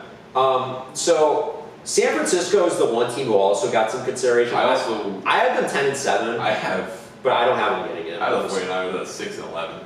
I've seen people predict that actually. I'm not too surprised. I just think the schedule is pretty easy. I think Purdy would be really good, but I see some real question marks. The schedule is really the only reason why I have them even considered for the playoffs. Arizona, I have 9-8. Okay. This is the only division I have every team going over 500, which I think could happen. A lot of people think it's going to be this division. We will not be that division. Yeah, I'm not sure about Chicago. If there was a chance that it would be a division, I think here's why I think would be maybe that one, and maybe the Raiders surprise us. Here's why I think the NFC South's going to do really well. They get this division and they get this division. They get the AFC and NFC South. I see a lot of wins for them for the NFC West. I like that. Chicago 8-9. I think they just go under the total. I do think they're a solid team, but I think they're a year away. Atlanta, I have them 8-9. They go over the total, but I have some real question marks with them. Although again, if they went 10-7, won the division, I'm not going to be shocked by that. Carolina, another team who I do actually like. I have them 7-10. I think they're going to be a little better than people think. Dallas, I mentioned the 6-11 earlier, and it's just a long year for them. Giants, I want to give them more than 3 wins, but I just think that schedule is brutal. And then the Saints, I have them 2-15. I have worst record in the entire league. For me, after the Niners at 11, which I said were 6-11, I have the Panthers at 6-11. Okay. At 13, I have the Bears at 6-11. Ooh. At 14, I have the Giants at 4-13. Okay. 15 Cowboys 4-13, and then the Saints at 3-14. So you gave the Saints one more win? Yes, I'm gonna give the Saints. Who did you? Wait. So who did you have them tying with? Jacksonville? Yes. Oh God. So wait. So who would get the number 1 pick then in that scenario? Would it be the Saints or the Jags? That would matter for Cleveland. That would matter for Cleveland. Who did I have? Well, don't you have do you have like the pick order for some of these? It's okay if you don't. No, I didn't. Okay. I think I had the Saints losing all but one division game and the Jags winning 2. I think I had. So I think would be. Probably the Saints would be number 1. Yeah, I Okay. think it's the Saints. Okay. And the Jags get second. I just really think the Jags would be awful. Yeah. So Cleveland, you had them winning a few more games. Yeah. 2 top 10 picks probably. Yeah. Okay. I don't think ours are too vastly different. I think the only crazy difference we have is I think Seattle and the Falcons. I think those are And San Francisco. Yeah, San Francisco. Yeah, I think it would be awful. Yeah. So in this case, I'd have the Saints number 1. Well, I'm going off the tankathon for these, by the way. So if you look at them, quarterback, 100%. Arch Manning comes to mind, even though he didn't look great. But the quarterback class is Arch Manning will be fine. I think He might not have declared this year, though. Yeah, that's another thing. Quarterback class is awesome. If he doesn't play good the rest of the year, he won't declare. But if he plays better after this first game, he didn't learn swing, he'll declare. But I think. So going off of the order here, Saints I have number 1, Titans 2, Okay, so I'll have Jags. Giants 3, Browns 4, Jets 5, Colts 6, Dolphins 7, Dallas 8th, so they've always get top 10 pick. Jacksonville 9, that'll go to Cleveland, so Cleveland gets 2 top 10 picks, and then Carolina 10. So I only mention that just because of teams that can take a quarterback. Saints definitely, Cleveland, I think they'll take a quarterback with one of those picks. Yeah.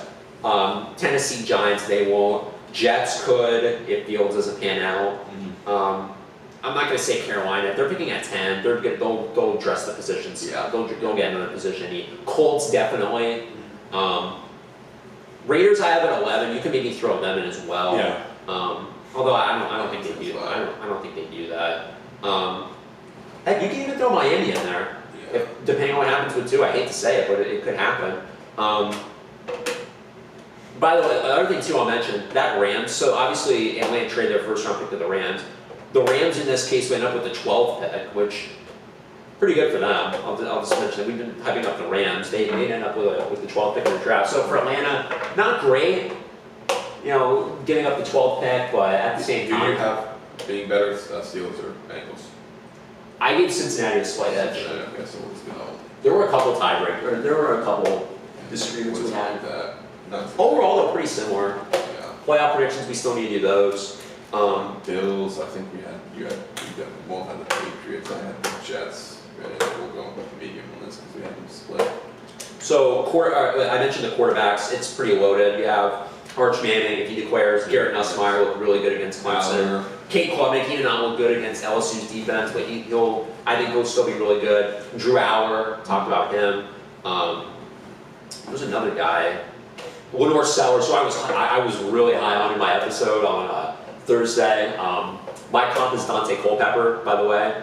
Let's see if he actually lives up to that. Well, great yesterday against Virginia Tech, made some awesome plays. I'm really high on him. It's a loaded quarterback class. There's like. No, you're good. And you said. Yeah, there's about 5. I think at least 5 quarterbacks. Well, I'm trying to think how many quarterbacks are going to get selected. I won't make a prediction on it yet just because of Arch. I don't know if he's getting declared or not. This looks a little janky, but this is kind of where it is. Because I put that there only because you said you have them at 7, so I put these 2 similar. And then the Cardinals are right there. So these 3 are basically Yeah. And then aside from that, like Caleb Downs, the safety out of Ohio State, one of the best players in the country, he'll be a high pick. TJ Parker and Peter Woods, 2 defensive linemen from Clemson, they'll be high up there. Caden Proctor, I mentioned, could be a top 5 pick in our for the draft coming up, but he did not look good against Florida State. There was some really bad tape, so his stock probably falls. I'm going off the tankathon, by the way. There's some good offense line. Anthony Hill out of Texas, the linebacker, he's going to be high up there. Ruben Bain, the edge on Miami, looked really good yesterday. He had that interception. Yeah, he looked really good. Yeah, so there's really good. This class is going to be awesome. And then like Jeremiah Love, the running back, who had 4 hurdles yesterday. He did rough stat wise, but if you look at his tape though, it looks better. Yeah, he'll definitely be a first. He looks better than what stat says. Yeah, good draft for offensive linemen as well. So yeah, a lot to like about this draft. I'm not gonna do a mock draft right now. Just we'll do that. We'll do that later. And then we'll have the draft sheet. Yes, we will. Be amazing. All right, let's do our playoff predictions. Do you want to do AFC first? Yeah, we'll go AFC. So Wild card. of course, you have the Ravens not in the wild card because they won the conference. I have Bills Steelers. I have the Bills winning. Steelers just can't win a wild card round. Haven't won a playoff game Yeah. since we were in elementary school. Yeah, so can't do that. Chiefs Broncos. I have the Chiefs winning. Broncos, I like them, but Patrick Mahomes in the playoffs is kind of hard to bet against. Texans versus Chargers. I actually have the Chargers winning this one just because the O-line is worse. Yeah. And that's the one thing that saves the Chargers. Then we go to division. Oh, you want to do your wild card? Yeah, I'll go. So I have Bills over the Patriots. Last time the Patriots in the playoffs, they actually play each other. Josh Allen had maybe the best game of his career. Yeah. I think he had a perfect passer rating. Chiefs, I have over the Chargers in the 3-6. I originally might have had Denver in that slot because I did have Chargers. I had Chargers Texans originally. I had the Chargers win, but I changed it to Denver. I like the Chiefs now. I think Chargers get the win in week 1. Kansas City beats them at home, and then Kansas City beats them for that third time. Kind of like I have Buffalo, New England. I think New England will win a game, but I think Buffalo will win the other 2. And then Denver, Houston. I think Houston wins because they're going to play each other in Houston regular season. I think the middle of the year. I think Houston wins that game. I think Denver turns around, wins the playoff game in Houston, and Bo Nix gets his first playoff win. Two defenses. Take the under in that one, by the way. When the over-runner, if that's the matchup, take the under in that one. That would be awesome. So yeah, I'll let you keep going. Divisional round, of course, Ravens versus Chargers. It's Ravens. Yeah. Chargers. It'll be fun. The hardballs going against each other in the playoffs, but unfortunately for a Jim, it's not going very well. And then Bills Chiefs. I actually have the Chiefs beating the Bills in regular season this time, but now I have the Bills finally beating the Chiefs and making it to the AFC Championship. So divisional, I have Ravens over Broncos. Ravens is the 1 seed though. Last year they played, and the Ravens just demolished them. I think Baltimore wins again. And then Chiefs-Bills. So kind of the opposite of what you have. I think Buffalo, they've owned Kansas City in the regular season. The game's at home. I think Buffalo wins that game. I'd love to pick Josh Allen in this scenario in the playoffs, but I couldn't get there. The previous history. I hope I'm wrong, of course. But I think Kansas City will win that game. I think they'll make another AFC Championship. I can't bet against them. Yeah, so Ravens, Chiefs I have, and you have Ravens, Bills. And in my AFC Championship round, off the hunger of last year, off of one singular drop that kept them from going to the AFC Championship, I have the Ravens just barely beating the Bills because Lamar will limit the turnovers this time, and the Ravens will go to the Super Bowl. So who do you have winning the Week 1 game? The Week 1, I think I have the Ravens. Okay. So you haven't beaten them twice. Okay. I think the Ravens this year, they're going to know what happened last year. Yeah. And I think they just played really sloppy. The Ravens made more than it wasn't just the Ravens should have won that game last year. It wasn't just, and by the way, they destroyed them in the regular season matchup. But it wasn't just the drop though. It was they had a 1st and goal at the 2, had to sell for a field goal. Lamar threw a bad pick. He also fumbled when they were Von Miller stripped him, I think. He had the scoop, and Buffalo got. You limit that in half, the Ravens win that game. And Mark Andrews fumbled as well when they were on the move. That's the lead. So they just made so many mistakes. Ravens Chiefs rematch of 2 years ago, also in Baltimore. I do have the Ravens winning that one, so we both have Baltimore in the Super Bowl. I would be surprised if Kansas City gets to get another Super Bowl. It'd be 4 in a row, and it would be 6 and 7 years. Like I think they can get to the AFC Championship, but I don't know. That's a lot, especially to win at Buffalo and at Baltimore twice in 3 years. That's a tall order, but I think they can get to the AFC Championship. But Baltimore, I agree with you. I think they get to the Super Bowl. Right. So now we have the NFC. You'll start with the Walker. Yeah. So I have Packers versus Seahawks. Some flashbacks from previous playoff matchups. I have Green Bay winning that one. It's at home. I like that. Rams Commanders are a really interesting game. I went with the Rams in that one. 2 teams I really like, but the Rams just I think very highly of them. And then Lions Bucks, who are going to play a Monday night game, and I have Detroit win that one. So I think the Lions will at least win a playoff game. Okay, mine's going to anger a few people. My first matchup. So as you know, the Packers with the lowest seed and the Eagles with the highest seed before it. It's Eagles versus Packers. Now, the last time the Eagles made a Super Bowl, the next year they lost in the wild card rounds. They did? Oh yeah. Oh yeah. I think. And I think the same thing's going to happen. Okay. I think the Packers are going to stun them in a thriller, and I'm going to have the Packers moving on, which Eagles fans are going to probably. I'm going to have a hit on me on campus somewhere. A one and done team. But the Eagles lose. It's going to be very close. and it's going to come down to it's a last second play. But they almost lost the Rams last year. And if they can almost lose to the Rams, they can almost lose to the Packers. Rams, Falcons. Love the Falcons, but I have the Rams. Okay. I have the Rams moving on. Bucks, Commanders, a rematch. I still think we win. Okay. And I think it'll be very similar on a 1 field goal, and we move on. So you'd have Green Bay playing Detroit, and then Washington Rams. Okay. Yes. Okay. Divisional round, I have Philly over Detroit. Okay. This is the third year in a row, by the way, that I picked a Philly-Detroit playoff matchup in the divisional round. I don't know. It just keeps happening. But I have Philly winning that one, although I could definitely see Detroit pulling that off. And then I have the Rams over the Packers in the divisional. The Rams have really struggled against the Packers historically. They beat them in the COVID year. I remember that was Jared Goff's last game as an LA Ram, and then they made the Stafford trade like 2 weeks later. The Packers have had their number, and that'll be tough for them to go into Lambeau and win. I do think if the Rams played Green Bay in the year they won the Super Bowl in 2021, I think the Packers would have won that one. They beat them in the regular season. Stafford struggled, but I do think the Rams, they're a little better of a team. I want to see a little more from the Packers in the playoffs, and I think the Rams' experience will be the difference. I have the Rams win that one. So my division round, Lions versus Packers. This time the Lions, they win. They don't get surprised. I like the Packers a lot this year, but I think just the Lions have had their number, and I just think it's just going to happen again. And they won't have coaches distracted this year, so they'll go on to the championship game. And then Rams Commanders, this one I went back and forth on my mind for hours last night. I had the Rams winning out first, then I went back to the Commanders, then I went to the Rams, and then this morning I'm like, this season for the Commanders will be a failure if we don't make the NFC Championship game to me. A failure? Yes. Jeez. Not a failure, but a disappointment. That's kind of harsh. Not a failure, a disappointment. So I have a rematch. I wouldn't even go that far. I have a rematch of the NFC. I'm just really tough on my Commanders. But I have a rematch on the NFC divisional game between the Lions and Commanders in the NFC Championship. You know, I'll give you a trivia question. When was the last time the Commanders made the playoffs in back-to-back years? Back-to-back years? That would be in the 1990s, right? Yeah. Yeah. 1991 and 1992. That's the last time. So, I think if they win, if they don't win a playoff game, I think it's a disappointment. I think they at least have to make division round.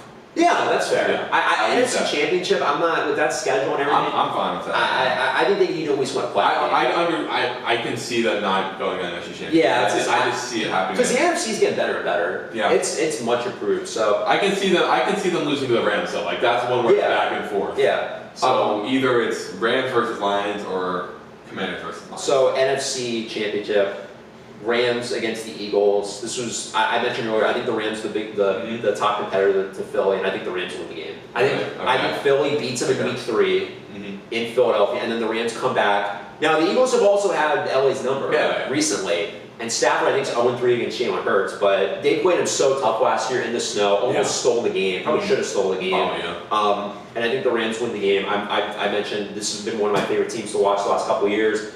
They've been knocking on the door. They should have beat Detroit, I thought, a couple years ago. The wild card should have won last year. I think they take another step forward. I think they get back to a Super Bowl. I think Matthew Stafford's got one more run in him. One more run? We'll see if I have him winning the game, but I do think the Rams actually will go to the Super Bowl. Yeah.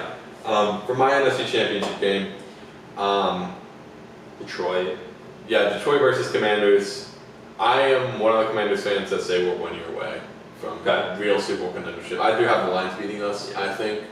Last year it was just the perfect circumstances. I think this year it'll be another close one, but I do think I think we beat them regular season, and I think we lose to them in the NFC Championship game, and it'll be the Lions against the Ravens in my Super Bowl. Yeah. So Super Bowl, I have Ravens versus Rams in San Francisco. It's ironic, the Rams are hosting the Super Bowl next. Well, the Rams and the Chargers, they're hosting the Super Bowl next year. They're going to play each other in a regular season game.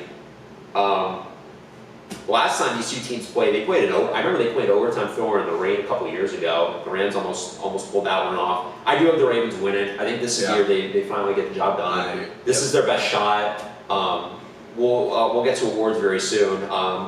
I think the Rams, they could. I do think they can win the Super Bowl. I really do like their odds. Yeah. I think they can get to the Super Bowl. I think they can win a couple road games in the playoffs if they have to, which I think they can and will. But I think Baltimore, it's one of those where it's if not now when. It's kind of like that with Buffalo, but I do give the Ravens a slight edge, and I think the Ravens are going to win the Super Bowl. So this one it was literally when I first put all of these things down, I put the AFC wildcard and all that, and then I had Super Bowl champions at the bottom. The first thing I filled out was Ravens as Super Bowl champions. I really do think it's their year. Yeah.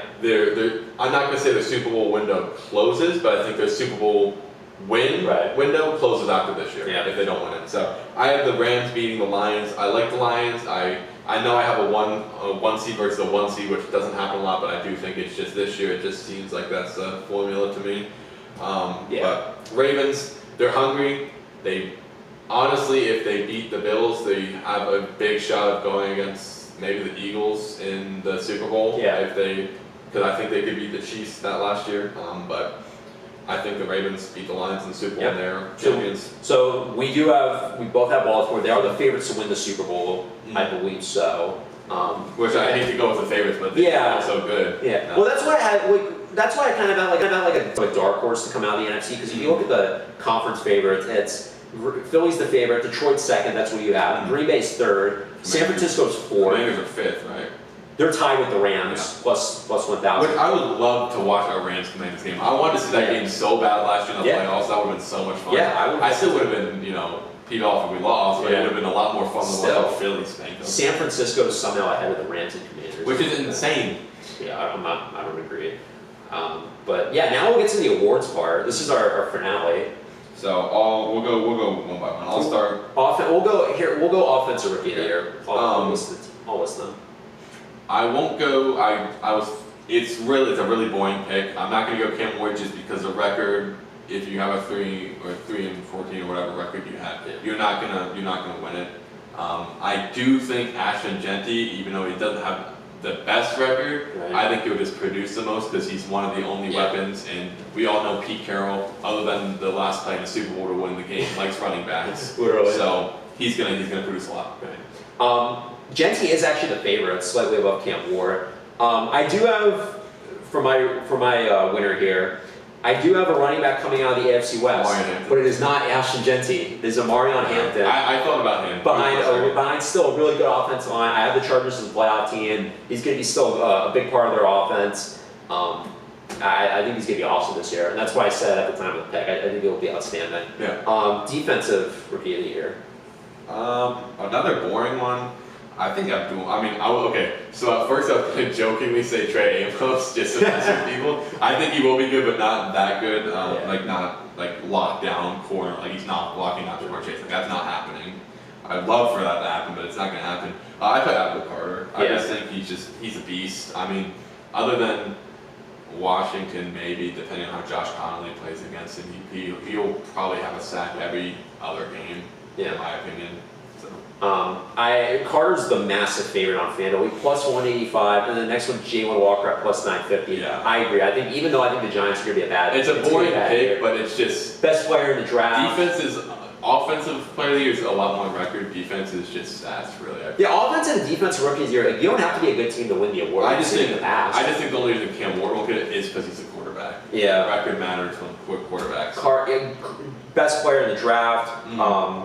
Defensive line for the Giants is going to be awesome. Yeah. I like that. We'll go offensive player of the year. Yeah. I have Jamar Chase. I don't think Jamar Chase will be Triple Crown, but I do think he's going to be that driving factor for the Bengals offense. He would have had it last year if Saquon didn't have a 2,000-yard season, of course. So that's the caveat. So he would have had it last year, but I think he's going to have another good year. I don't think it's going to be as perfect as last year, but I think he'll get it again for a second. In his career. I have that too. Yeah. He's second for the odds, just slightly behind Saquon Barkley. I just think Saquon will have 2,000 yards again. Yeah, that's a special season. If he does, okay. But we don't have Cincinnati make the playoffs mainly because their defense, but their offense is going to be lethal again. And I have them winning the award. Defensive player of the year. This one I kind of went around a few defensive linemen. I don't think it's going to be a corner this year. I think it's going to be an edge. I think it's going to be Will Anderson.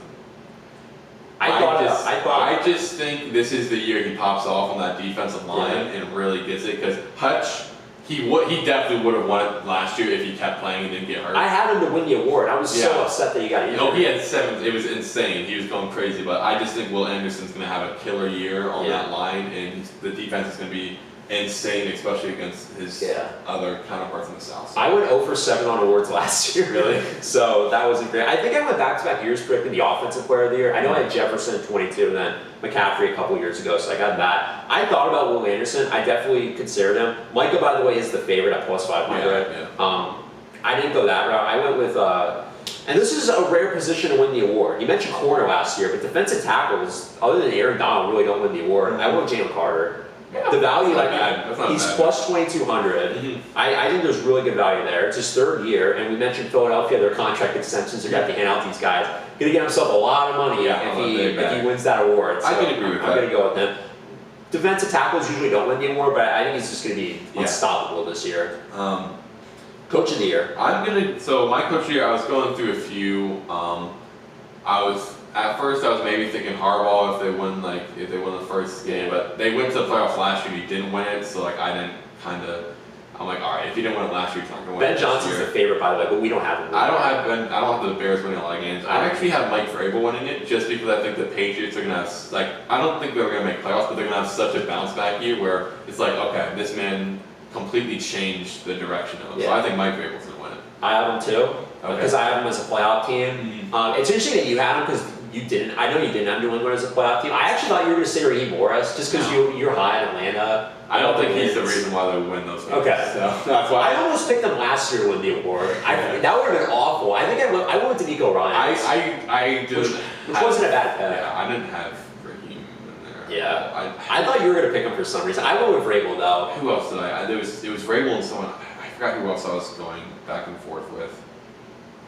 But I think I don't remember who it was, but it was pretty clear that Vrabel would win it for me, just because it's just such a change from, and it's his first head coach gig in a little while. So I have him too, and I have them 10-7. They won 4 games each the last 2 years, so they'd win more games this year than they did the last 2 years combined. Playoff team, Drake May, I think it's gonna be awesome, and I have him winning the award. Yeah. It's a pretty popular pick. I think he's second behind Ben for coach of the year, but I have him as a playoff team. Also, I think DQ got robbed last year. Just gonna say, but. Dan Campbell could have won the award too. Yeah, I think. I didn't KC was the I'm totally fine with him winning it, but I thought Campbell was gonna get the award. I think Quinn should have won. He beat KOC twice. Yeah. I don't know. That's tough. I'll see you 2 weeks later in Cancun. Okay, sorry. Comeback player of the year, I have Aiden Hutchinson. I do too. I think he's just gonna play really well. Me too.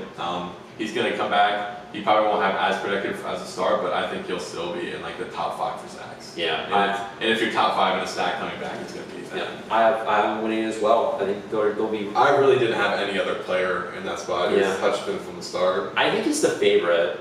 Pretty sure. Yeah. There's a quarterback that was out there. Dak, yeah. Hutchinson's favorite. Yeah. I didn't really think Dak was gonna win it. Yeah, I don't either. I think JJ McCarthy has a better chance to win it than Dak, honestly. Yeah. So it would be a comeback. He's technically a comeback. So. Yeah, he's plus 900. Yeah. I think that makes sense. I think Hutchinson though, that defense they'll be improved. He was doing great last year before the injury, but I think he's gonna be awesome. Our MVP. I'm gonna go protector of the year first. Oh, okay, yeah. Protector of the year.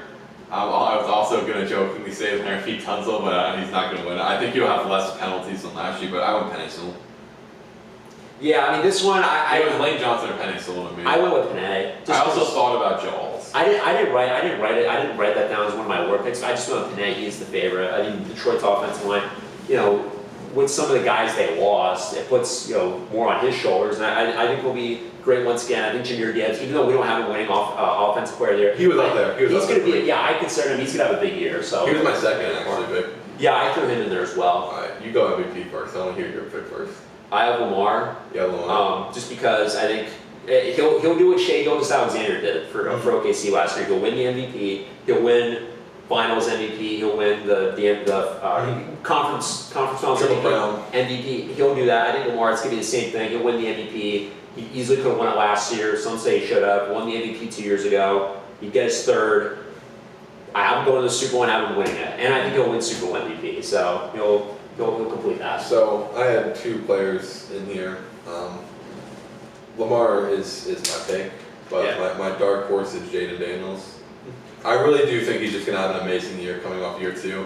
I think I think Lamar, like, if you have a 14-win season, you go all the way, like, you have to win MVP. I'm sorry, like, Right.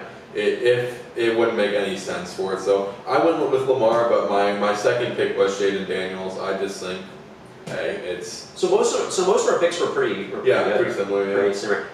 I have a dark horse. I don't know if I mentioned earlier, but Baker Mayfield I throw in. Baker, We were talking about Burrow last year for MVP when Cincinnati was 9-8. Well, if they made the playoffs, Burrow would have been in real contention. possibly, yeah. And I think Baker, like I have him winning the division. I have him in that 9 to 10 win range. If he cuts down the turnovers, then he'll be in a dark horse run. Yeah. Who's the MVP? What's the odds on FanDuel? Plus, or whatever you got. Thank you. So Lamar's plus 490, Josh is plus 500, Patrick plus 600, Burrow plus 600, Jaden plus 1,000, Love plus 1,600. Herbert. Baker's plus 27. That's a dark horse. Yeah. I like how Dak is that far up. I like how it's only really QBs and stuff. Trevor Lawrence? Yeah, I don't agree with that. Oh, what? How does Bo Nix have lower odds? How does that? How does he even, like, Wow. freaking yikes. Wow. All right, well, we did it. That was our. So quick recap. I will just say, like, just the thing. Super Bowl champs. We both have the Ravens. A lot of MVP or a lot of award similarities. A lot of award similarities. Our picks were pretty similar. Yeah. So basically, we'll just go over them real quick. So of course, Bills so the AFC East we have Bills 1, Patriots 2, and then the Jets and Dolphins. It was kind of a mix between us two for 3 and 4. So we just put them next to each other. North, of course, we have the Ravens winning it all. So Ravens are number 1. Pittsburgh and Bengals 2 and 3, and then the Browns 4th in the division. The South, Texans, and then I have the Jags as the worst, but Titans and Colts in the middle mix. I just put them all through here because these 2 were in the way. AFC West, I had the Chiefs at 1. I think like I said, I think they'll win 12 games, but not 15. So it'll be 1. Chargers and Broncos. I think I have Chargers at 11 and Broncos at 10, and Jonah has them at 11, the Broncos 11, Chargers at 10, so we just put those 2 there. And then Raiders, they just get the short end of the stick at the bottom. NFC East, Eagles at 1, we both have them. Commanders at 2. Giants and Cowboys are interchangeable for 3 and 4, so we have them there. NFC North, Packers and Detroit both fighting for the number 1 spot back and forth. Vikings at 3rd, Bears at 4th. South, it was pretty clear. It's Bucks, Falcons, Panthers, Saints. That's the only division where it's like clear, like 1 through 4, who's going to be in which spot. We just know the Saints are going to be complete dog. And then West, Rams, we both have winning. I think 11 was Jonah's and 12 was mine for their record prediction. I had the 49ers being the worst, but in the division, but Jonah had them being at 2nd, so I put them there with the Seahawks, and the Cardinals unfortunately get the 3rd. So those are little standing predictions. For our teams, I have the Commanders making the NFC Championship and not making it to the Super Bowl. And I had the Rams in the Super Bowl. You have the Rams. I think you have Philly 1 and done. I have only said in the NFC title game. I do. That's the bold. That might be. That's my bold claim. Yeah. Like I said, some of these picks, I'm not going to say which one. I'm willing to change my mind on, but yeah. And I think my other dark horses is making it into the playoffs. Yeah, as a wild card, two teams from the NFC South getting in. Yeah, that would be interesting. Yeah. So that's our main thing. Anything else you want to talk about? Like maybe anything with the draft, anything season expectations, like. Yeah, it's gonna be a great year. It's hard to imagine we're just 3 days away. And we have a show. We start next Monday. Next Monday, 4 from 5. We have a show called 2-Man Coverage. We're going to talk about, first episode we'll talk about week one of the NFL season. It'll be great. We will have to have commercial breaks though, so unlike this live, you will have commercial breaks. Alright. So we're going to have to talk a little bit fast about each game, which we'll be through, and then we have to do a weather check or something in the beginning, which we're going to have to remember to do. But other than that, we're going to have the draft stream. We'll probably be on each other's channels throughout the season. We'll do the NFL mock draft together as well. Yeah. So be comfortable with seeing our faces a lot. You're gonna see them a lot throughout the season. So I want to say thank you guys for coming on the stream. Thank you for watching for as long as you did. I really appreciate all the love we got, and I appreciate also your community. Absolutely. As much as I do mine, it's like we're tandem now. We're basically business partners at this point. Yeah. Not the money making side of it. So. Yeah, it'll be a great season. A lot to look forward to with the show, your show, of course, and Ridin The Shipp as well. Follow us on Instagram. Yeah. We'll have some posts. We might covers. do a post after we're done. After this, I'll probably post a show poster. So yeah, be ready for that. But other than that, thank you guys. And if you have anything that you disagree with, feel free to put it in the comments. Put it in the chat. If you think one of us sucks at this, which you'll probably say me more than Jonah, say it in the chat. Say something about it. Say if you think someone else will win MVP. Just let us know. We'd love to see what you say, and we'll reply in the comments if you do have something else. Yep. Thank you guys so much for watching. For us, I think that's it. Yeah, we went on over 3 hours. Yeah, 3 hours with draft stream. I think it was 4, but I was 5. I was 5. I was like, shoot. Yeah, so draft was 5. But thank you guys so much for watching. We'll see you in the next video or live stream or whenever we're together if you listen to us on radio. Thank you guys for watching, and we'll see you later.